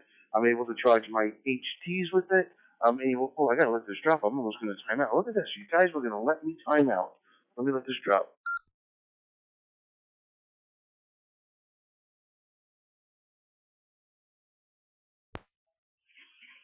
Okay, so with two of my solar chargers, I can charge my phones, and I could charge other various things that usually run off of 5 volts. With the solar charger that I kind of cannibalized, I could charge all of my 12 volt devices. So, but now, as for my regular gold bag, my big knapsacks, I have a couple of solar blankets in them. I've got some water. I got some matches that I have in a bottle that is sealed. I got some cotton in case I need to start some fire. What else do I have in that bag? Oh, I got some snack bars, high protein snack bars. I got some trail mix. What else? I got a knife in there. Well, a couple of knives in there. I got a couple of cans of food in there. So I would say that the bags are somewhere around maybe anywhere from like maybe 5 to 7 pounds each. Mine, of course, is a little bit heavier, but like I said, I've got one for my wife, one for myself, so therefore I will be carrying 2 go bags. So that's all I can remember offhand for the go bags. The go bags I keep in my closet in the front of the house, so my wife has access to it. Oh, and I've got mirrors in there too. Guys, don't forget to put little mirrors in there. You never know when your HTs are down and you'll have to signal from a certain distance away. And oh, I've got that's what I forgot. I've got an atlas in there that Matt actually gave me a while back, some maps and stuff like that. So I should really learn how to read maps because they can be quite useful. But I figure since I don't know how to read maps, I can definitely use them to start a fire. Okay, with that, I think I'm done. Oh, and a magnifying glass. Got a magnifying glass in there. I've also, I forgot what you call it, but it's a little bar that I picked up at Harbor Freight, and you scrape some filings off of it, and you put it into the cotton, and it helps start the fire. I forgot what chemical what it actually is, but that's it. That's all I got. AC2, AE. Back on over to net control.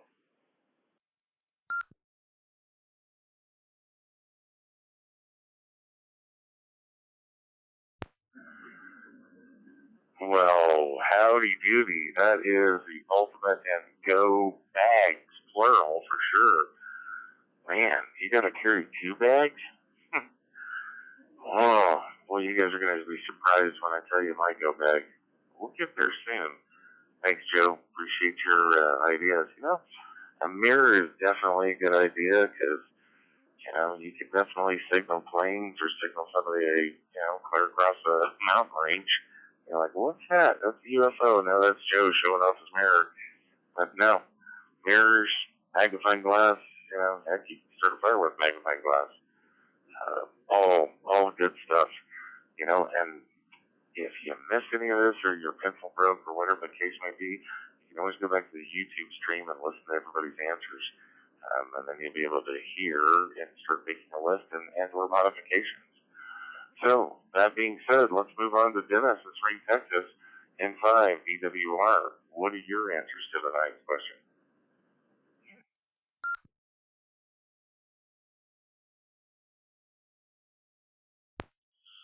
Well, Dave, good evening to everybody.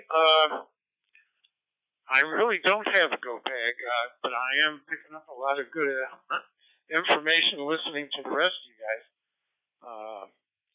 I suppose my idea of a go bag right now is I'd probably grab 2 of my HDs, my cell phone, a couple extra batteries, and my hotspot, and be out the door. That's right now about as far as it goes. Back to you.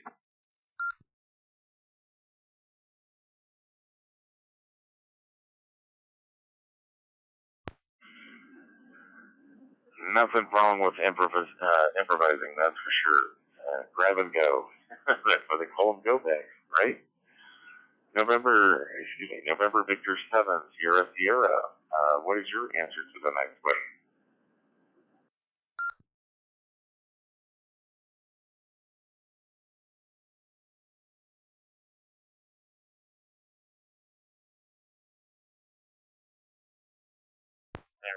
But I'll tell you what, if I had to go back, I would sure want to go along with Joe there. Yeah, I think I might even have to help carry one of those bags with him. He's got a nice selection there and all good stuff there. But no, when I go somewhere, I just throw everything in my RV and take off. So that's my go bag right there. So okay, thanks for everything there. I'm gonna hang it up right now. I got a storm coming in, so I'm gonna shut things down and be safe here. Thanks, guys, for great net tonight, and we'll see you next week. This is NV7SS. Back to the net.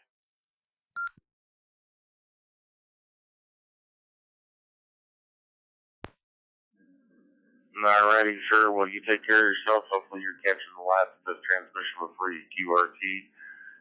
Yeah, storms are not anybody's friend, so be safe, and we'll see you next week for sure. Great answers, yeah. Hook up with Joe. That's a little bit of a commute from Nevada, though. But maybe he'd want to come out this direction instead of staying in the metropolitan area. How about K7 LAN, Kilo 7, Lima Alpha November, Mike in Boise? What is your answer to tonight's question?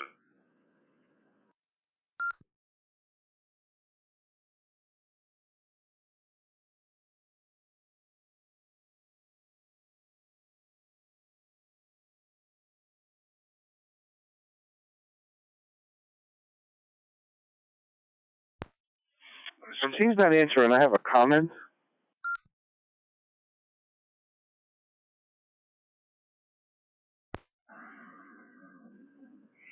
Well, he might be having some issues with the DMR to YSF XLX. So, one more shout for K7 LAN. What is your answer to tonight's question? And then, Joe, I'll come back to you if we don't hear from him.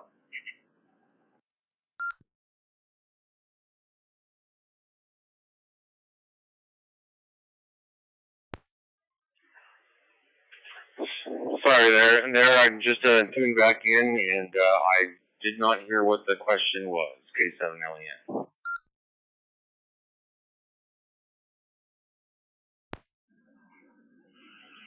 All right, well, you're going to love the question. The question is, for tonight, what's in your ham radio go bag and how much does it weigh? That is, what's in your ham radio go bag and how much does it weigh?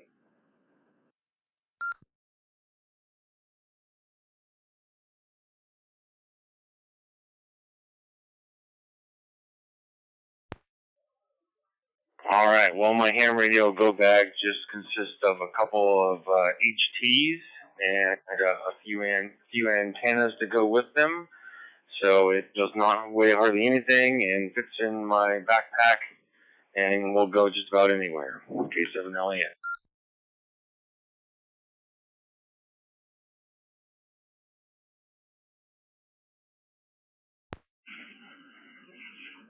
Well, somebody's been peeking at my notes. Well, thank you very much for your answer. We'll definitely be comparing notes for sure. I'm getting excited because I can't wait to tell everybody about my go bag. I worked hard on this. All right, thanks, Michael. AC2AE, you had a comment? Let's get your comment before we move on to Bruce.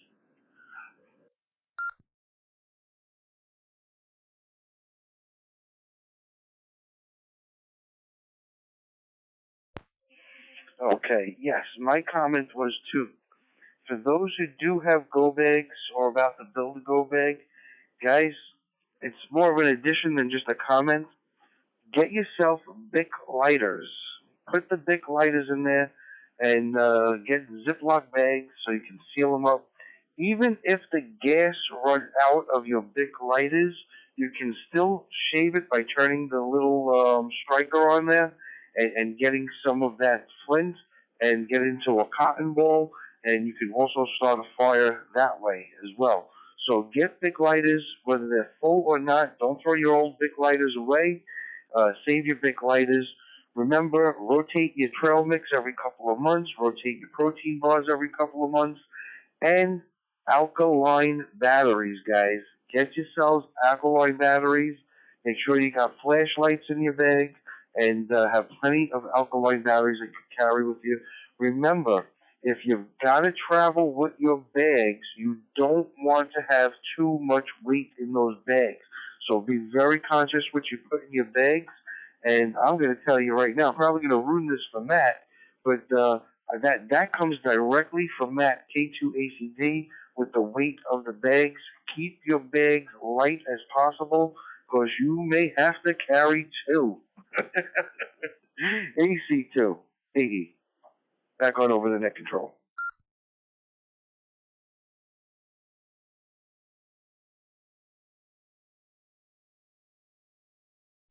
Not going into bear country. Chris? 5 for now. No, it's only 3 or not. Thank you very much, AC2AE. How about Victor Kilo 4, Echo Hotel Tango? Bruce, if you're still with us, hopefully you can give us an answer to the question of the evening of what's in your ham radio go bag and how much does it weigh?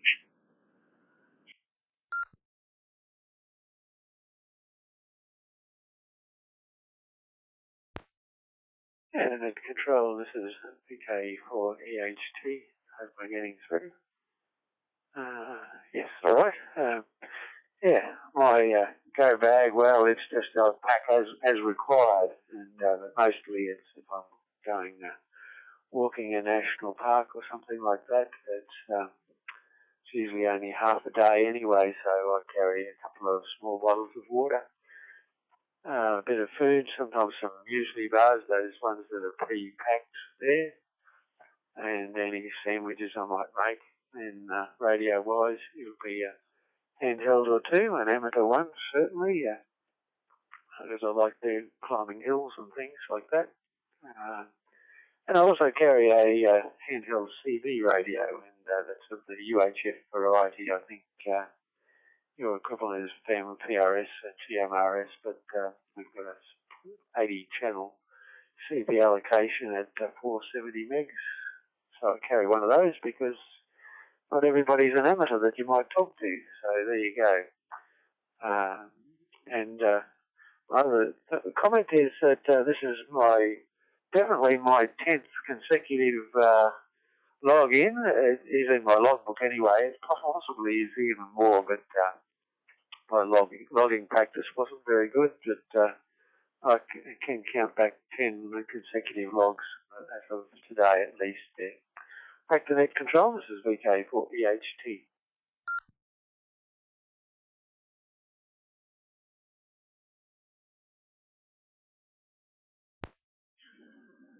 All right, Bruce. Well, I got you logged down for your 10th check-in plus, so we'll make sure that everything is current on your QRZ page. Get you the credentials to get into the website, and welcome to membership. I did see, however, while we were taking some traffic on the question of the evening, I did see a station Kilo Delta 9, Tango Kilo Delta. Looks like you were trying to check in with us. So, Richard in Illinois, KD9TKB, if you're trying to check in, please come down to net control in 7MKY with your outside temperature.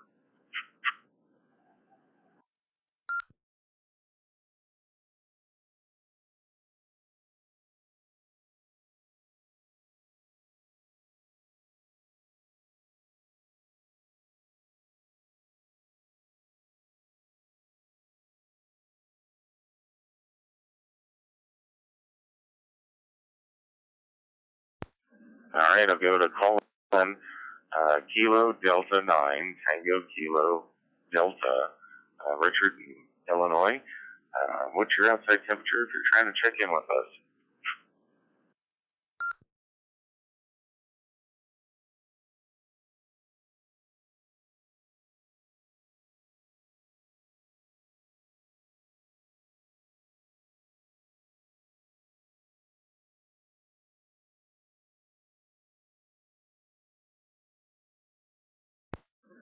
All right, unfortunately, no contact on that.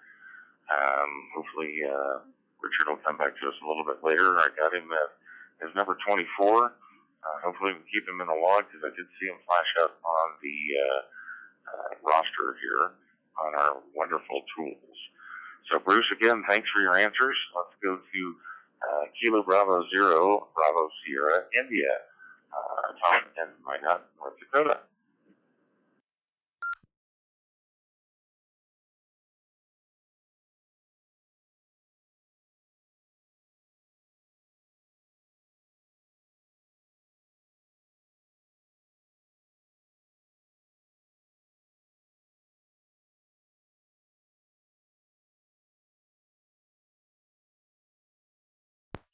All right, well, hi for Kilo Bravo 0, Bravo Sierra, India. Kilo Bravo 0, Bravo Sierra, India. Are you still with us?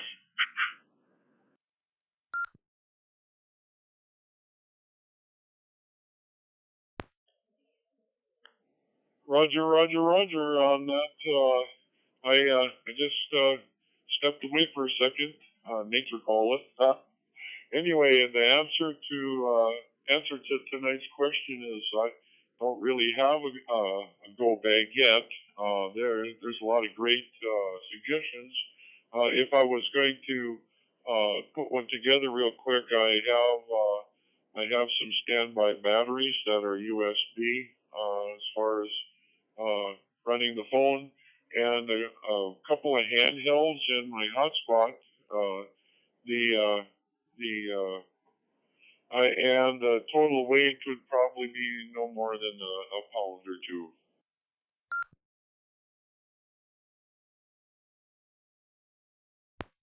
KB0 BSI back to net control.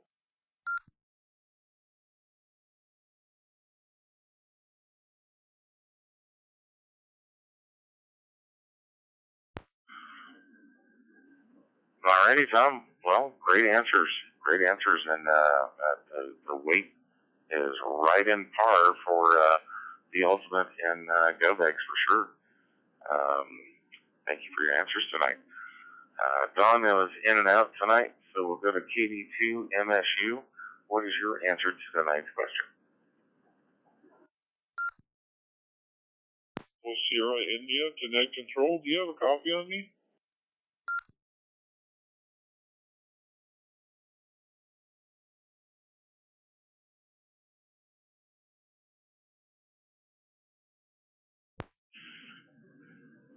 All right, N7MKY, net control. Looks like I'm forgetting to see if there's any additional check-ins. But looks like we're having a little bit of a hiccup on the bridge every once in a while, so we're kind of dropping packets left and right, walking on each other. So I apologize if I am the culprit of doing so. Just remember that 1, 2, 3 Rhinoceros, Mississippi rule when you're transmitting. So before we get to KD2 MSU and his answer for tonight's question, are there any check-ins for the FusionNet this evening? If so, please come to net control now in 7MKY with your call sign, outside temperature, and your name and location.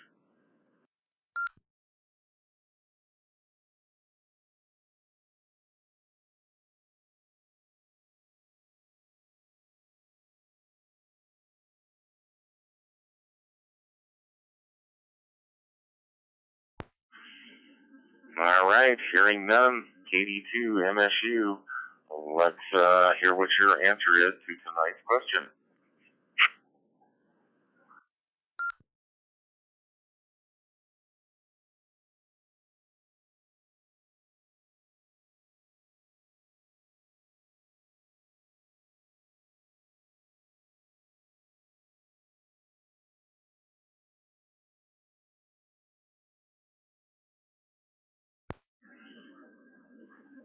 All right, hopefully we can get all the networks up and running, here.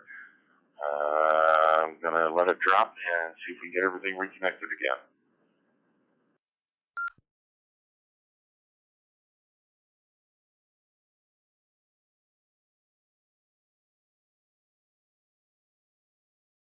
On November 8th, Hotel Uniform Bravo, NAHB, Andy in Grand Haven, Michigan, 69 degrees.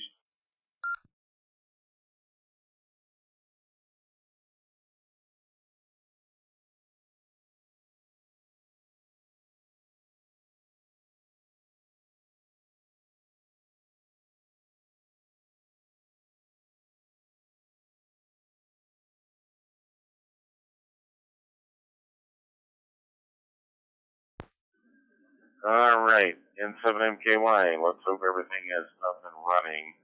Still not seeing everything bridged in or running into the N7MKY repeater. Well, looks like I got a couple of check-ins. I got K7JBC.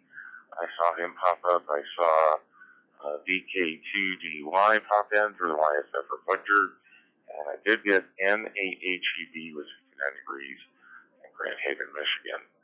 So I'm going to give the system about 30 seconds to try to catch up with each other and start transmitting back to Idaho. 92 degrees out.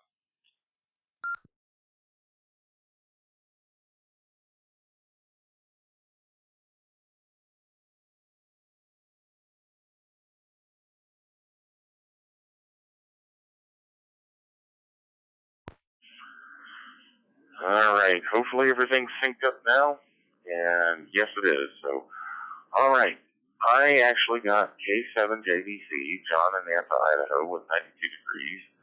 I got VK2DY and N8HUB with 69 degrees.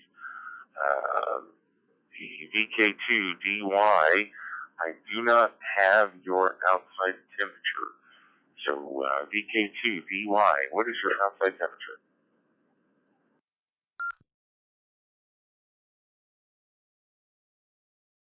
Yes, it is 55 Fahrenheit, VK2DY.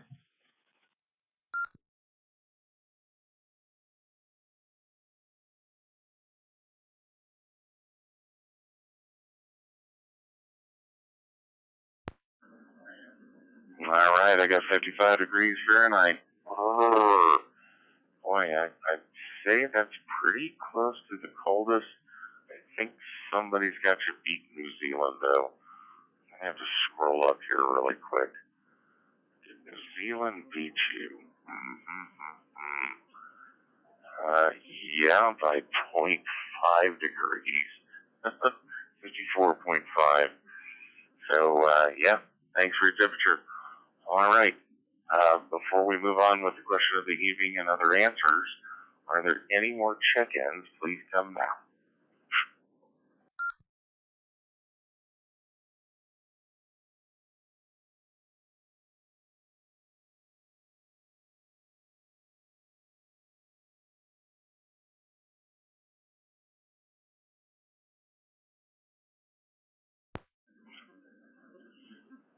All right, sorry for the dead air, but I'm trying to obey the rule.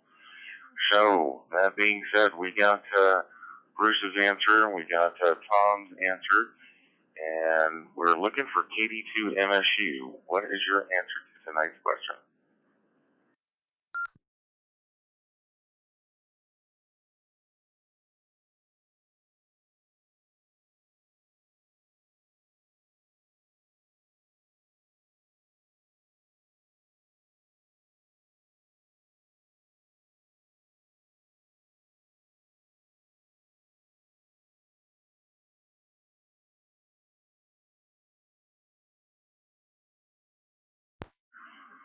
KD2 MSU and 7MKY. What is your answer to tonight's question?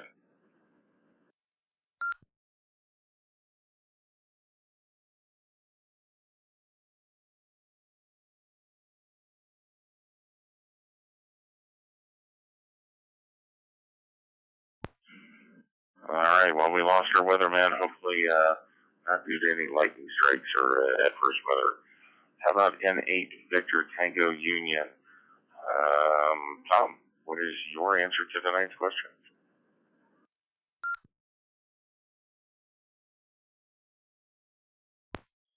Yeah, all right. Well, thank you very much.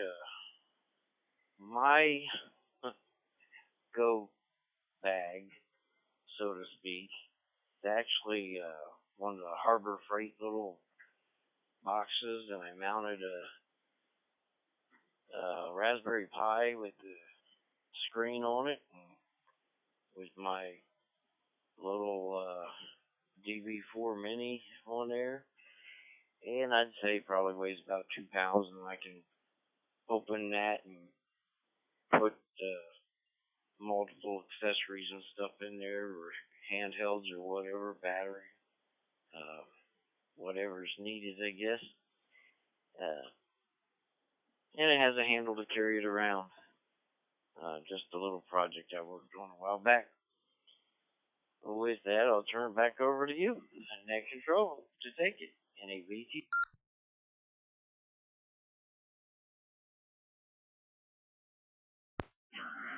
Well, alrighty. Well, thank you very much for your answers tonight. Harbor Freight is good at certain things, and cases is one of them for sure. KK7AYJ, what is your answer to tonight's question?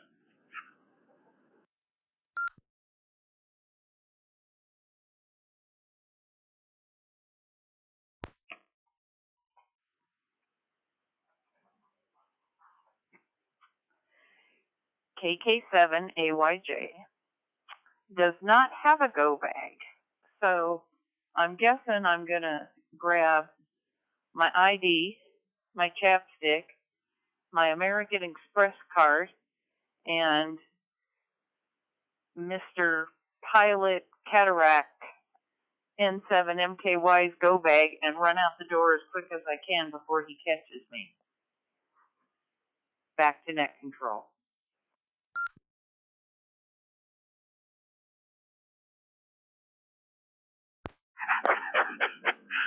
Oh my lord, that is going to be the best answer tonight. Yeah, you better be able to run fast though. Oh, that's too funny. Shirts, chapstick, and that lipstick. Boy, yeah, I'm going to pay for that one. K2ACD.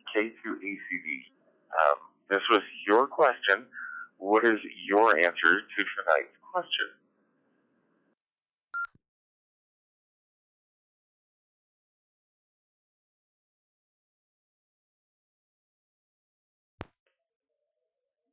All right. Good evening, Dave, and good evening, everybody on the net. Yeah, when Joe said that I mentioned to keep it light, that was because normally I would always say that my go bag or my portable equipment is my truck, but you always gotta, keep your a plan for when you gotta ditch the truck. You gotta have something to go. And my go bag usually or originally did not even have amateur radio equipment in that. It was basically like I got a gravity feed water filter and my single wall metal bottle which I could boil water in with a bunch of big lighters. I got my trusty candle lantern, and I like to have a military poncho. If you were ever cold, you can light the little candle lantern and you can sit down and put that poncho over you, and it's like the cowboy heat yourself through any winter trick. And I got a bunch of energy bags, or energy bars in there rather. And I was thinking my trauma bag. Nobody mentioned having a first aid kit of any kind in there, but I've always got a trauma bag on me no matter what. I've got my a little Mora knife, my little trusty Mora.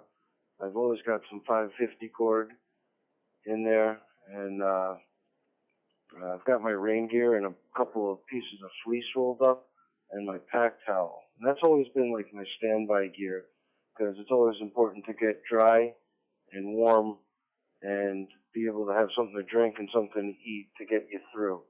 And if you've got any skills, you can always trap or figure it out from there, but you got to get to that point. And the bags I found tend to start getting heavy as soon as you start adding the radio equipment. So I have a FT3 and a Ocean KG905G GMRS radio, and I've got a little solar panel that I use to charge a what's this battery called? A Venture 70 battery.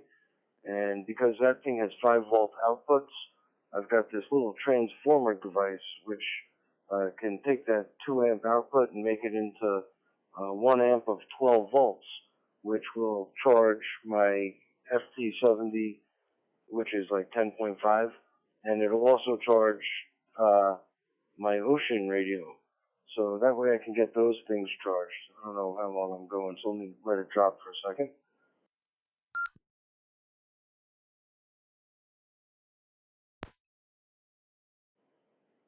All right, I'm back. And I've also got like, what did I say? I've got the Venture 70 for the battery. That's where I hold my power. And then I've got that little transformer to be able to charge my devices. And I've got a car charger for each of those radios. So I could charge off 12 volts, and that transformer will step up to 12 volts. So I have no problems there. And I've also got a couple of little interchangeable pieces. They work off like the battery tender plugs. So I've got a set of alligator clips in there, and I can like hook up to any battery that I find, and everything that'll charge off 12 volts will work off there. I got a few spare antennas, just higher gain antennas for those radios. And I'll tell you, that solar panel and the radios, and I've got like a little alkaline battery case, so I can, if I come across alkaline batteries, put them in there, and that'll work on the FT3. You can't put out full power with those, but at least you can come across alkaline batteries and use those for power. But I found that all that stuff makes your bag extremely heavy. At one point, without the radio gear, my bag was like 15 pounds. And I put a bunch of radio gear in there, and I found it was like over 25 pounds. So I backed off to what I just told you that I have in there. And I'm still up around 20 pounds, which 20 pounds is not so bad. But yeah, these things get heavy quick. So that's what's in my go bag, and that's what it weighs. It weighs, I'd say, around 20 pounds. I haven't weighed it, but that's my ballpark guesstimate. All right, 73, everybody. Hope everyone's doing well. Kilo 2, Alpha Charlie Delta, back over to net control.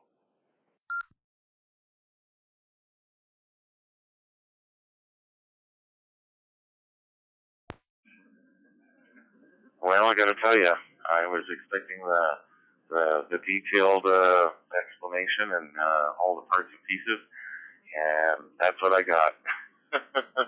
Thanks, Matt. Thanks for your answers. I'm pretty sure everybody's going to be going to the YouTube video and backing that going, all right, pause, let me write that down. Pause, let me write that down. Just like everybody else's answers. So, K2 CVD, what is your answer to tonight's question?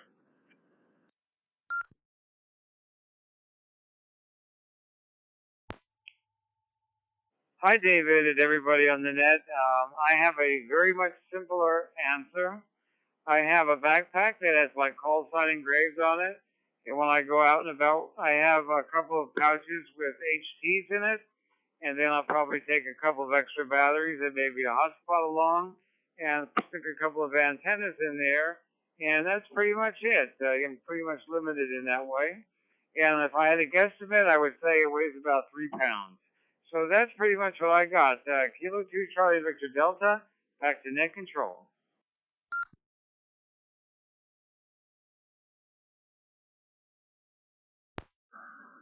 Nothing wrong with that. Thanks, Chris.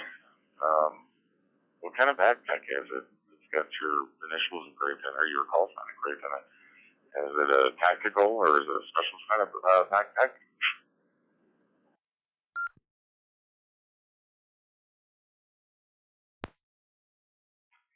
No, David, it's really not. It's just I think it's a Land's End backpack, and it allows you to put a monogram on it for a little bit extra. So instead of a monogram, I have my call sign, so it's right on the front of the backpack. Very simple setup. K2CVD, back to net control.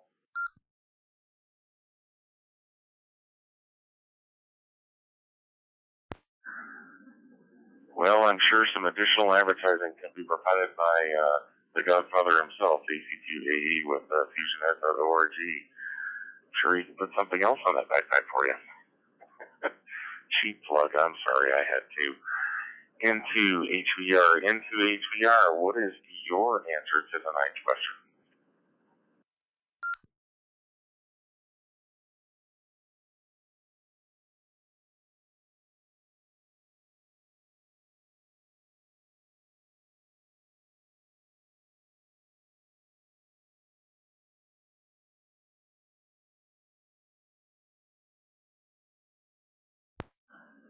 In order to try again for N2 HVR, November 2 Hotel Victor Romeo. Are you still with us? And if so, what is your answer to tonight's question?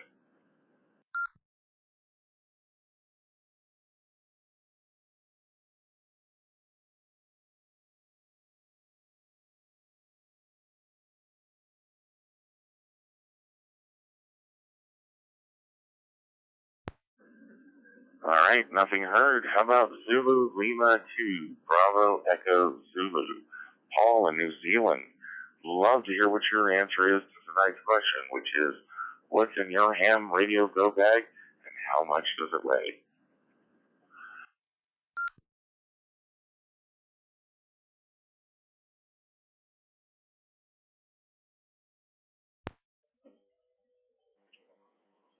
Yeah, November 7, Mike Kilo Yankee. This is Zulu Lima 2 Bravo Echo Zulu. Yes, good evening, Mike and David and all the group. And no, I don't have a go bag, so I can't comment on that. But I have got a temperature update. It's now dropped to about 52.2, so I think we're beating the the VK2 later down on the list there. Right, back to you, David. N2 MKYs and L2Bs.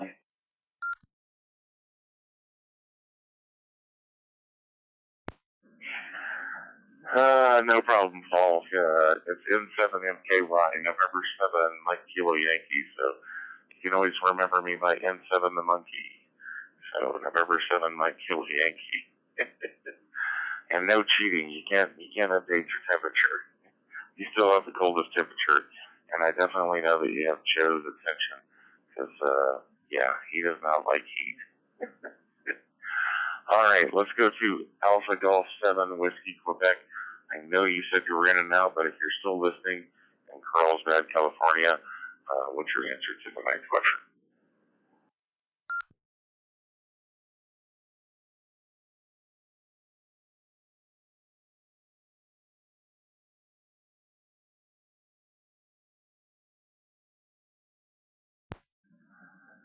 Well, you know, nothing ventured, nothing gained. I thought I'd give it a try.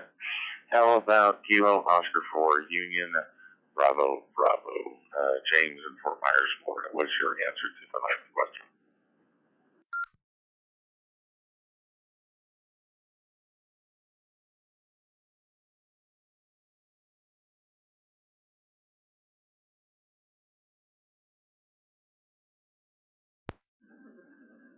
Well, once again, you know, nothing ventured, nothing gained. Definitely had it marked down as in and out, but I thought I'd give it an opportunity because, you know, some people say they're in and out, and they still monitor, and they go, ooh, I want to answer this question. All right, how about Juliet Alpha 1 Whiskey Lima, Quebec? What is your answer to tonight's question?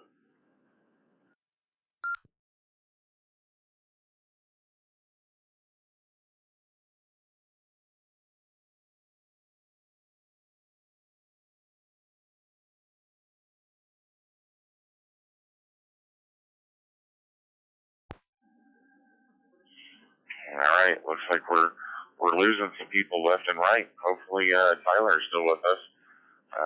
Kilo Echo Zero Whiskey Foxtrot India. What is your answer to tonight's question? Say, I really don't have any bug out bag or anything like that, but I know if I usually venture out and I'm heading somewhere and it's a drive or something like that, I usually grab my FT5 handheld, which is what I'm using right now, and usually one of my scanners, usually being the SDS 100, just for the sake of, well, you never know what you're going to hear around you otherwise. Otherwise, that's about all I usually grab even when going out to different ham events and whatnot. So, back to net control.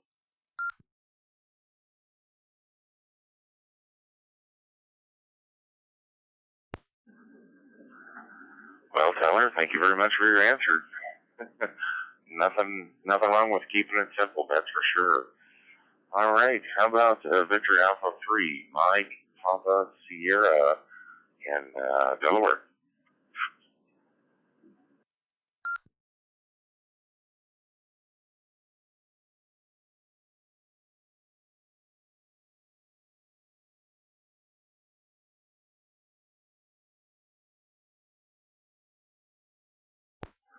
All right, giving it one more try for Alpha 3, Mike Papa Sierra. What is your answer to tonight's question?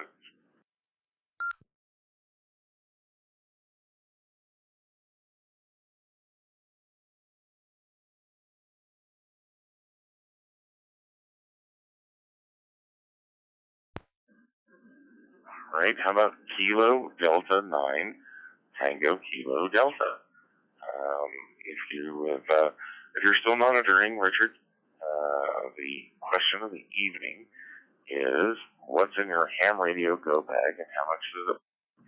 And if you're still with us and monitoring, if you can tell me what your outside temperature is, I'd greatly appreciate it.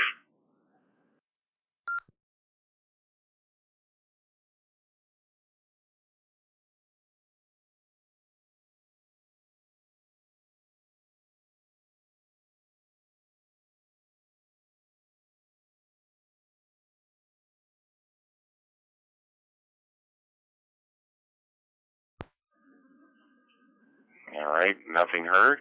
How about John? Are you still with us out in Nampa? K7JVC. K7JVC. What is your answer to tonight's question?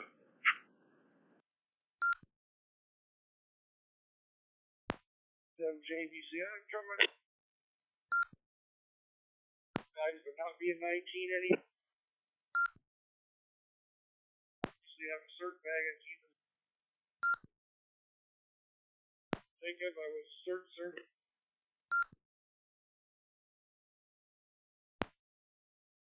Of course, I got my God knows what. whatever else you might need.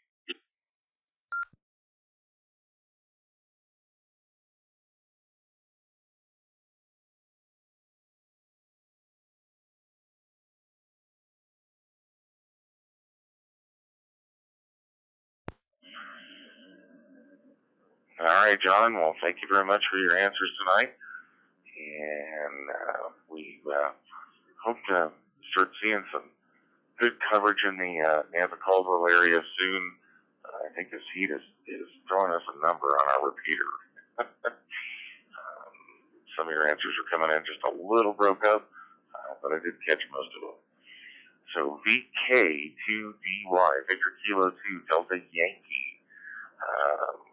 What are your answers to your answer to the next question?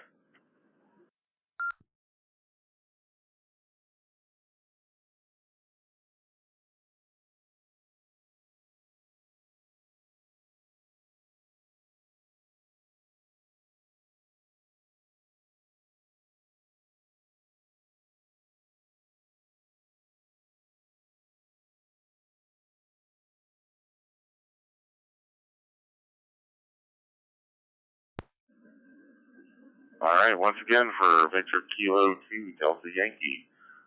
You still with us?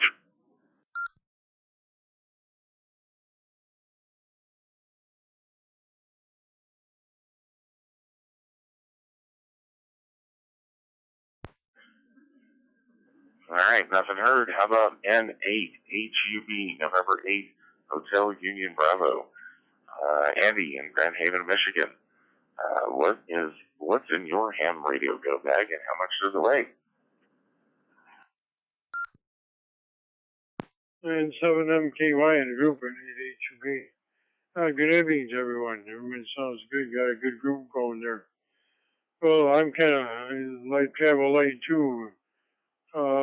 Probably just a mobile rig and a van, and we got a scoot. I'll scoot out with that. Probably take a handheld, a couple extra batteries, and maybe a power cord with alligator clips on it, in case I need a battery someplace for the handheld. But no, don't. It's not going to weigh much, so if I got a scoot, I'm going to stay low profile and get out fast, I guess. Back to you, NHUB.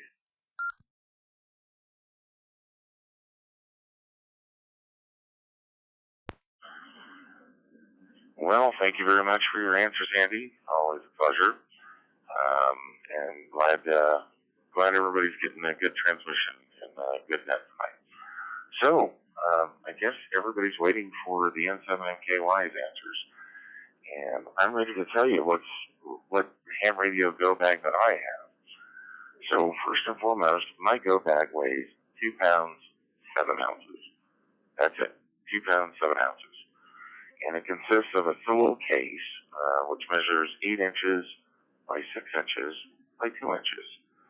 And it contains an FT65R and a VX7R. The FT65 has a 2500 milliamp, 18.5 watt hour battery, and the VX7R's got a 1600 milliamp battery.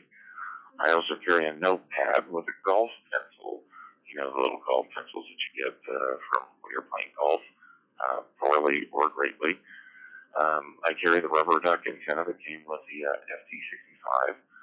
I also carry a small little pulley and a small carabiner. I also carry a 2-ounce lead weight, that's like a fishing weight, and then I have an SMA to SO239 connector or adapter, and I also have 21 feet of paracord. I also have 1 barrel connector, and then for my main antenna, or my big antenna, I carry an Edsong UHF VHF Delta Bravo Juliet -2. It's a 50 watt rated antenna. It's got 2.1 dBi and a half wavelength element. And basically, you throw it up into a tree and you hook it up to an HT, and you have something that is absolutely phenomenal, especially if you're up in the mountains and have height. Got a little bit more. I don't want to have the timer beat me and get beat and get a timer, so I'm going to let this drop.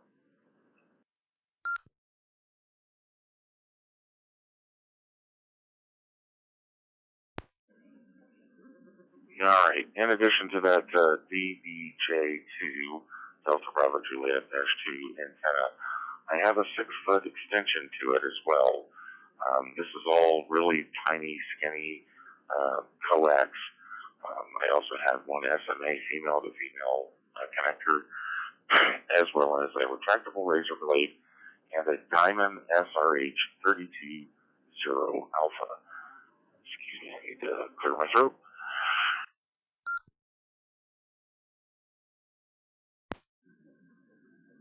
Alright, and that diamond antenna is for the VX7R. The VX7R's got 2 meter, 70 centimeter, as well as 220 on it. And then, of course, the 65R has meter, 70 centimeter, but it also has an FM radio, AM, so I can monitor. And the reason that I have just a small little tiny bag for all of this gear is because it is specifically for my ham radio gear, for something that's small that I can grab, and if I need to leave, I can. That being said, my house is my fortress. I don't plan on going anywhere unless I'm forced to go.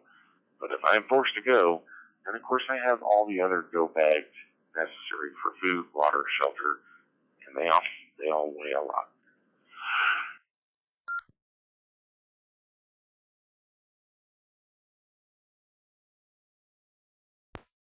Alright, well, I'm starting to have a coughing fit, so I apologize if I have to keep dropping, but I don't think you guys want to hear the captain cough.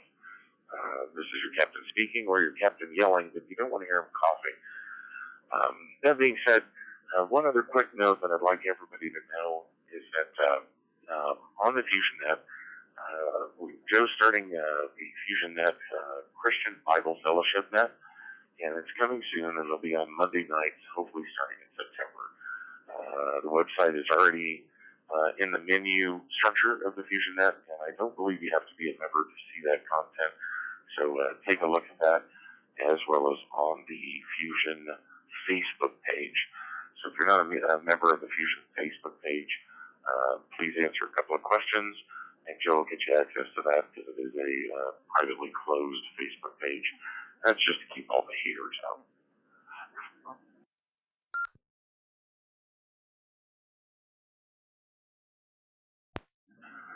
Alright, so that was the question of the evening, and thank you K2ACD for that question. Definitely, everybody's going to be playing this back and trying to see, oh, well, what can I add to my go bag? What can I add to my go bag? Or what can I subtract from it? But if anybody wants a list of some of the things like the pulleys and the paracord and stuff like that, I'll be more than happy to provide you. Just email us at the Fusion at thefusionnet.org, and we'll get back to you on some of the bits and pieces that I have. Who knows? Maybe I'll make a YouTube video. But yeah, the little bag I got is pretty handy and fits just everything in there just perfectly. So that being said, are there any FusionNet related topics anybody would like to discuss? And if so, come now to Net Control.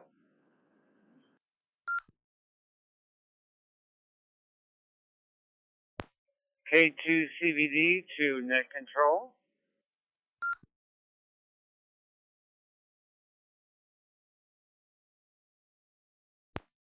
K2CVD and 7MKY. Go ahead.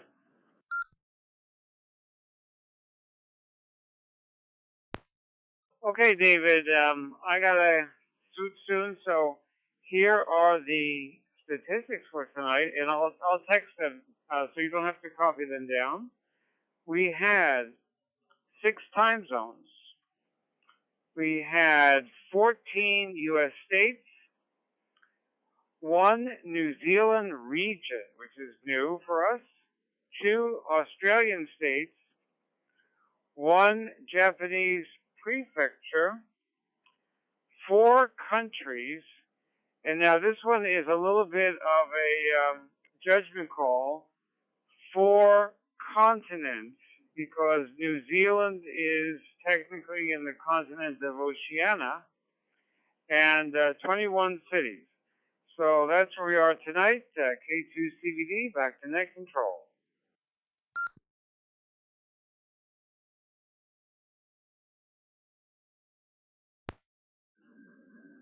Well, thank you very much, Mr. Statistician.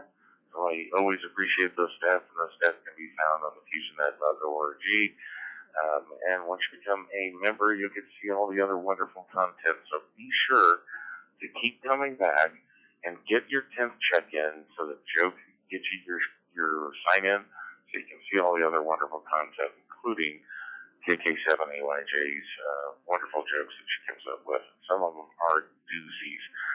So if this is your first time here, check in 9 more times so you can actually see some of her previous jokes because they are absolutely hilarious. All right, well, that being said, I think we need to find out who the Heat Miser and Snow Miser or goes to. And by golly gee whiz, I think that I'm going to actually have to say it was a 3-way tie. But if Don was still listening, he and I probably agree that we're just going to bow down to KK7AYJ and say she had the hottest temperature. Because N7MKY at 102, KJ7JAS at 102, and KK7AYJ at 102, this is definitely a tie. And as far as the Snow Miser Award goes to, I do believe that that is going to go to our New Zealand friend, who actually tried to come in with a lower temperature later on in the net. Can't do that. Nice try. But at 54.5 degrees, Paul in New Zealand definitely gets the Cold Miser Award, or the Snow Miser Award. So, that being said, are there any other questions or comments for tonight's net? Please come now to Net Control.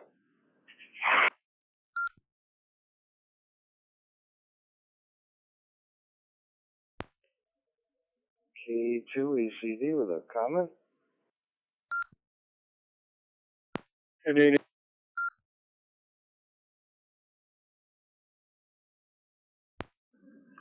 All right, so we'll take the comment from K2ACD first, and then we'll circle back around for the next comment from Andy. I think it was Andy. Yeah, Andy N8HUB. So, K2ACD, you take it away with your comment.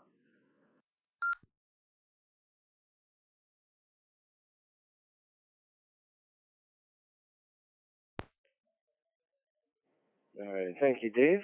I just wanted to point out, I thought it was pretty cool that everyone's different view of a go bag.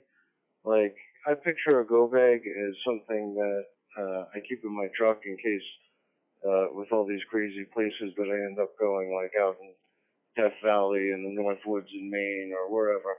I feel like if I got stranded, that's the bag that I'm taking with me. And it could be like a 30-mile hike or potentially days with some of the places I actually go. And other people, like, I'm just going to say Chris, K2CVD, his answer was pretty much a basic radio go bag just to go out and operate, and that's really all you need.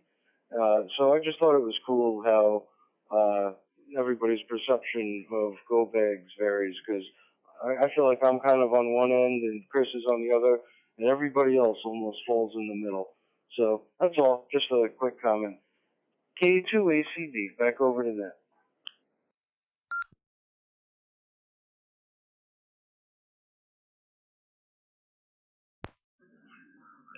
Yeah, definitely a great question for this evening, for sure.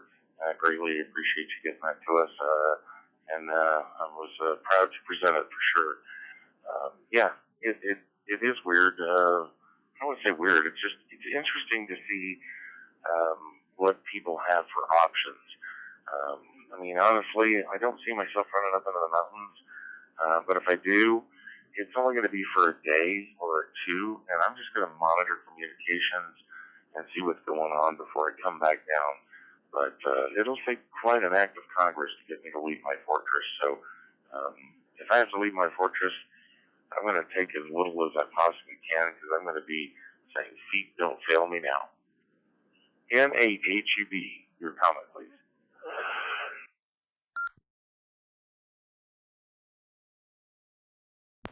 N7MKY and HUB, yeah, good topic, good answers from people, good ideas. Everybody's got something a little bit different, but I feel too, just as long as you gotta get someplace in a hurry, just even having a handheld, maybe a couple extra batteries, maybe even a roll-up antenna, 2-meter antenna that you could throw up in a tree and some coax on, just enough to get a signal out if you need some help someplace. Wouldn't have to be extravagant, just to get a signal out there and get a report from somebody or something. But you never know until it happens, I guess. But do the best you can and hope it works out. Just want to mention our net, Tuesday night, 7 o'clock Eastern, West Michigan Connect 21335. 21335. Everybody's welcome, so if you get a chance, stop on over and give me a call Tuesday night. Thanks a lot there, Dave. Good night. NAHUB, Grand Haven.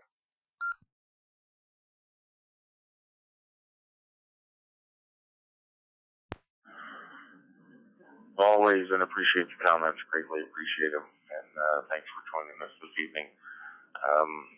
Usually you're an early bird, so the summertime must have you very active. Alrighty. So at this time, I'm going to pose that question. Any last check-ins before we get to the close of the FusionNet coming out of Net Detroit?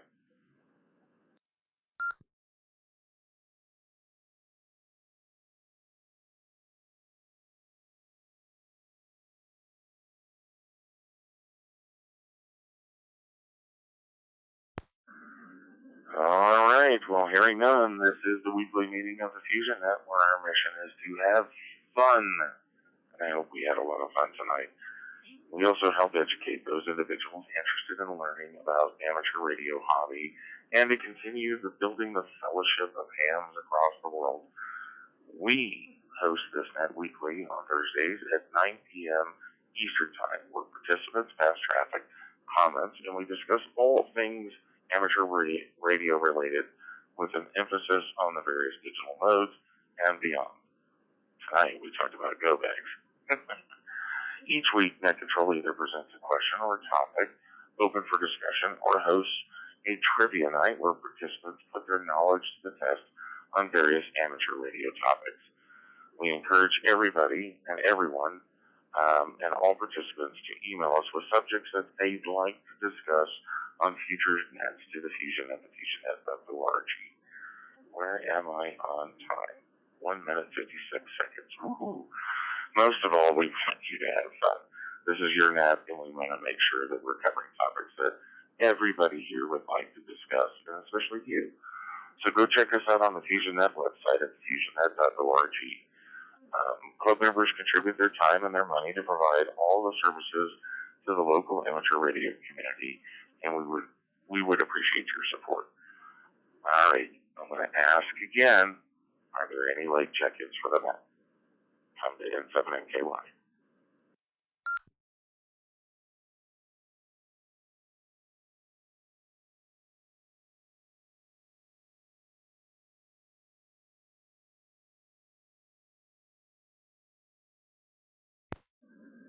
All right, well, that being said, I'd like to thank the following stations for checking in and contributing to that tonight. So that would be me, N7MKY is number 1, KD2LRXJ, KB6BHR, KG0BK, Rusty Balloons, AC2AE, N5DWR, November Victor 7 Sierra Sierra, K7LAN, hopefully not having any problems with the reflector or the XLX reflector, VK4EHT, KB0BSI, KJ7JAS, who was in and out, and a tie for the Heat Miser Award, KD2MSU, our local weather resident meteorologist that tells us what the temperature is going to be everywhere in the United States now, and N8BTU, KK7AYJ, the jokester. K2ACD with a wonderful question this evening. K2CBB, our statistician. N2HBR, a newcomer from New Zealand. Zulu Lima 2, Bravo Echo Zulu. Welcome and hope to see you back next week. AG7WQ, hopefully we'll be returning back to better temperatures. Kilo Oscar 4, Union Bravo Bravo. And JA1WLQ out of Tokyo, Japan. Glad to have you back. Wish you had stuck around for the question. I would have been really interested to hear what was in the go bag. Kilo Echo 0 Whiskey Foxtrot India. Victor Alpha 3 Mike Papa Sierra. Kilo Delta 9 Tango Kilo Delta. KJ7 JBC. Hopefully we can get some better signal out to you, John, so you're not breaking up. I'd like to do some testing later on this week. 60 seconds to go. I'm going to make it. Victor Kilo 2 Delta Yankee and N8HUB.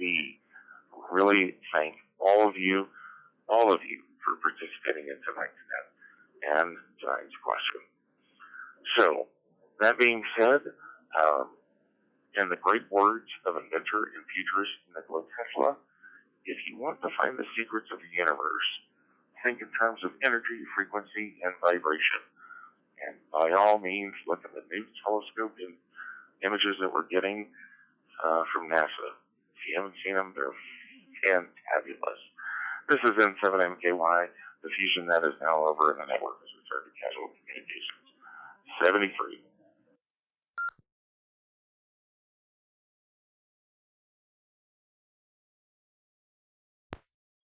Dave, absolutely awesome job tonight, man. Thank you so much, brother. AC2, AE. I am actually, I'm in the process of updating the check-ins, but if you want, as soon as I'm done, you can throw the stats in there, or I can do it all, whatever you like. Or if you want to just do the cigarette net joke of the week, that would be cool too. However you like to play this one.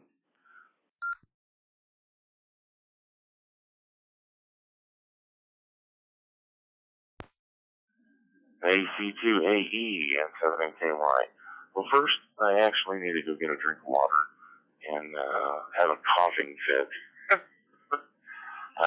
But I actually got that logger to work. And it wasn't on the Mac side, it was on the PC side. So I'm in the process of doing the log contact, and then I'm going to save the log. But yeah, I'm going to probably take a 15-20 minute breather before I actually try to attack any of the website stuff. So if you got some of it nailed, great. Just send me a text and let me know which ones are completed, and then that way I don't duplicate the work. Back to you.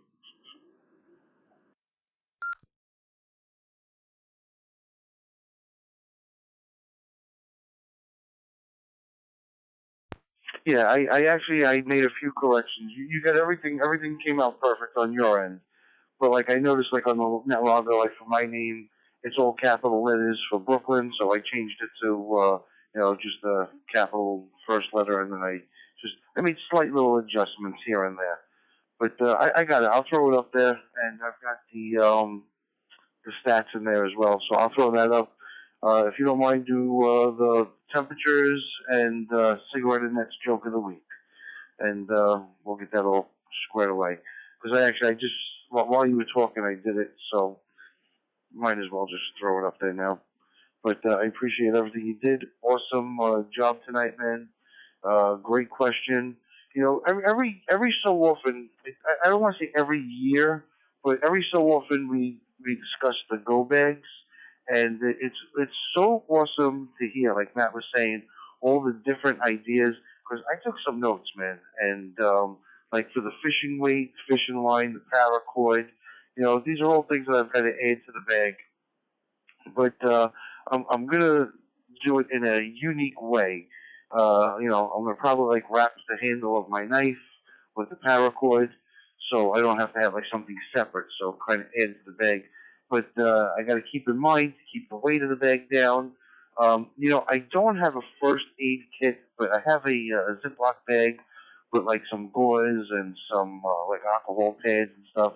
But I think I'm going to go out and invest in in an actual first aid kit, yeah, that was easy for me to say. A preliminary one, at least. AC2, AE.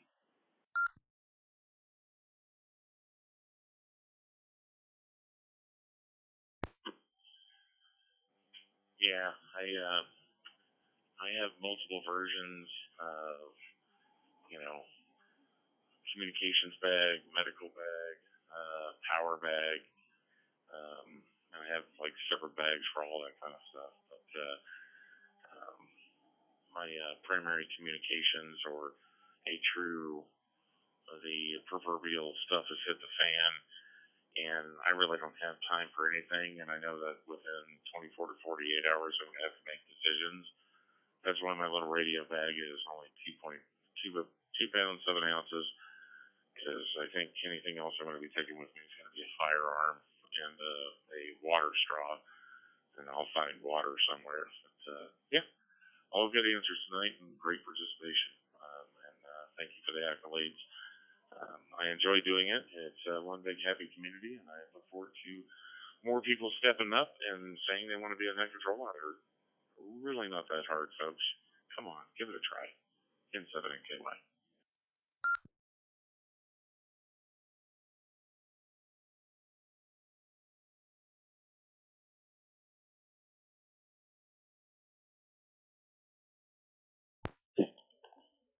N7MKY, this is KB0 BSI, over.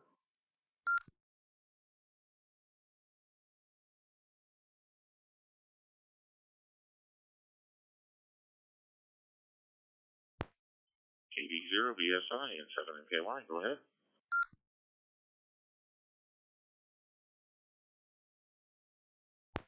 Yeah, thanks. I'm sorry I didn't probably pause long enough. Was there a little bit of connection issues with my call this evening? Because I did respond to the question, but I don't know if anybody heard me. Back to you.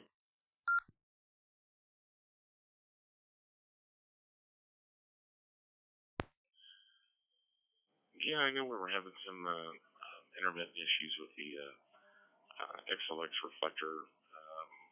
But yes, I did hear, and I did get your answers. I need to hear them. I do believe they showed up on the YouTube stream as well. So be sure to check out FusionNet.org's YouTube channel and go under live streams, and you'll see tonight's live stream, which I actually need to go in and kill because the net's over. So it's picking up all this lovely conversation that we're having that's not fusion related. Well, I guess it is because we're still on the topic. But yes, to answer your immediate question, I did indeed hear your answer.